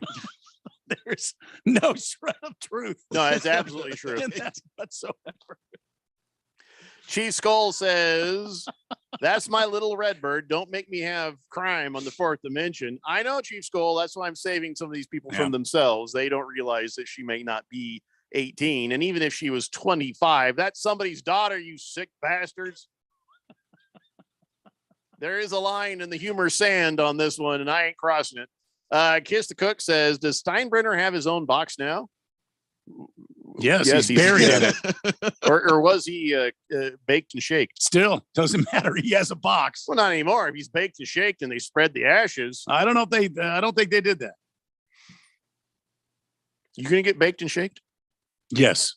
Yeah. I'm going to get baked and shaked by fireworks. Yeah, you told me that. I just want to keep saying it every now and then so people remember. For some odd reason, I'm so old and you keep telling me what you want at your funeral. I'm telling everybody so people don't forget, you know? All right. My wife is just probably going to just like, you see the billboards, cremation, $597.25. And that's it. And that's it. She's just going to go cheap on it. I need people like you around to tell her my wishes. By the way, what's with the 25 cents? Yeah, you've seen the billboard. It says cremation done, $597.25. That's to get rid of the teeth. What if I don't have 25 cents? $597. You just be like, sorry. That's to get rid of the. That's to get rid of the teeth. Is that the quarter? Yeah, and then they've got a little jar there. You take a quarter, leave a quarter, just for people that are take a quarter, leave a short. My wife, I'd hate to depend on the take a quarter, leave a quarter situation. So that's why I just keep making sure everybody knows that's how I want to go, you know. But you know, you don't know if Steinbrenner was shaked and baked or not. Or bro, if you go before me, I'm going to give you the biggest fireworks send off this valley has ever seen. Well, I actually have asked for that, regardless. There will be people from miles around. They will come to witness this fireworks show. As long as you know that you're not allowed to aim fireworks. Like into communities. Now you're putting stipulations on me. I want them seen. I don't want to become a weapon in your war against the neighbors. How do you know I was talking about my neighbors? I know you. Dude, my neighbors are cool. Well, one side. King Kitten says, I remember when the Yankees woman announcer screamed, Roger Clemson is now in George's box. Hefty Lefty says, good for her, Chief Skull. First jobs teach responsibility, money management, self-discipline. Time to have her set Money Radio 1510 on the radio dial and get that subscription to the Wall Street Journal. There we go. Everybody's just waiting like, hell's Hefty Lefty going to say? He actually didn't say anything bad. Moist One says, I just came back to hear she might not be 18. Oh, please enlighten me. No, we're not talking anymore about it. Mm-hmm. Especially not with you. There's no conversation to be had. Big George says, I'm not drunk. I'm working right now. I was in Phoenix all last week, but I came back to Carlsbad this weekend. Current temperature here, 63 degrees. Well, Big George, good for you. Good for you, man. Good for you. When are you coming back, George? We haven't had Chick-fil-A nuggets in a while. When you coming back, George? I don't know when, but we'll have Chick-fil-A then. Jeffrey, it's going to be a good time then. The hell song are you trying to sing? You know that song. Cats in the Cradle? Yeah, really? That's it. You're going to go Yusuf on me with this one? What? Well, Cat Stevens changed his name to Yusuf. No, something or other. It wasn't Cat Stevens that sung that. Who sung that? Cats in the Cradle? Yeah. You don't know who sang Cats in the Not Cradle? Cat Stevens? No. What did he sing? What did Cat Stevens sing before he changed his name to Yusuf? Oh, baby, baby, it's a wild world. Oh, all right. So who sang the that horrible Cats in the Cradle song? By the way, that's a horrible song. Cats in the Cradle is it's not Don McLean. He did American Pie. It's also a horrible song. Yeah. Bye bye. Cats in the Cradle. Why am I drawing a blank on this? Man, that driving the Chevy to Levy and then hoping that'd be the day he died thing. That was like, I don't know what's going on there. Harry Chapin, Cats in the Cradle. Harry Chapin. Yeah, Moisman got it right away. He says, "I'll tell you who's a full-grown woman." Okay, I'm just stopping. He says that Dallas Stars fan behind the bench. Great pictures on Google. I don't know what you're talking about. Thank you, Swave Dave. It was not Harry Chaplin. It was Harry Chapin. Hefty Lefty says, pretty sure Ted Turner sang it. No. Kiss the Cook says, Steinbrenner died, fried, and spread to the side. Boomer Sooner says, oh, geez, Randy. Jeffrey, you're busting my chops over a bad joke now? Come on. Wait, what? Chief Skulls says, Randy, please don't do it. Senior Wake and Bake says, start charging that kid rent. King of Kitten says, Clemens. Damn spell check. Yeah, we're kind of past that. Big George says, I'll be back next month for either Father's Day weekend or weekend before so my family can spend some time with my 2-month-old child. It's going to be 110 degrees outside, so I'm looking forward to it. It'll be a cool 72 here in the studios. Stop on by and see us. Well, check with us first. We'll make sure we're actually here. Moisman says it was Harry Chapin. King Kitten says, Little Boy Blue and the Man in the Moon. I ain't singing that song, King Kittens. You should stop typing now. That's Did I not say Harry Chapin? Harry Chapin Carpenter? Harry Chapin. I don't know what you're talking about. Swave Dave says, damn it, Siri.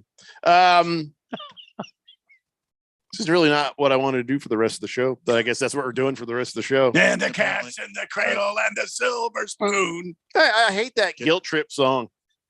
Screw you, kid. I'm working for a living. I'm trying to make the money so you can eat and have the Nike and the Tamagotchi and the whatever video game.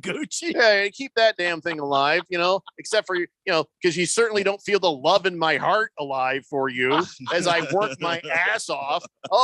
When are you coming home, dude? Yeah, you ungrateful little bastard. And then I get old and you don't want to spend any time with me. Now I finally have the time to spend it with you. You know what? Kiss my ass, kid. Cats in the Cradle and my foot in your ass. That's what's going to happen here, you little pansy. Wow. That song will sing right there. Can you turn that into lyrics? I don't know. I don't think I rhymed a lot there. I'm going to kick your ass, you little pansy. Appreciate what you have, punk. I'm going to drown you in the pool. Oh, yeah. Pool. What rhymes with pool? Write that down. That's good stuff. Chief Skull says, does Big George have room? I need to plan a special vacation.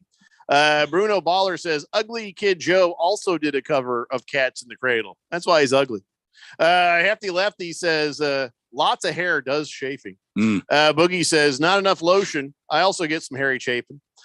Big George says, will do. You guys are still in the studio next month. I'll stop by. I don't know the way things are going. This may be our last. You may be listening to our swan song. Yeah, this might be our last show. Not just in studio. I mean, like ever. We have 5 minutes. Do you want to try to give those tickets away? Oh, crap. We should do that. Here comes. Hey. Call Keon right now if you want them Rattler tickets. Here comes the theme. That's it. Well, give a caller number. 888. Well, no. 368 1580. Which caller am I giving these tickets Caller to? number 3. If you want to go to the Rattlers game this weekend, the tickets are yours. I guess we could have just held on to them until tomorrow if we want. Well, now too late. You too late now. Caller 3. Joe the Show says, best swan song ever, LMFAO. I don't know what that spells, but thanks. Spin the wheel. Oh, it's too late. Now we got to go. Oh, my God. All right, guys, that's it. Good luck to whoever wins the damn ticket. Are you even looking at the phone?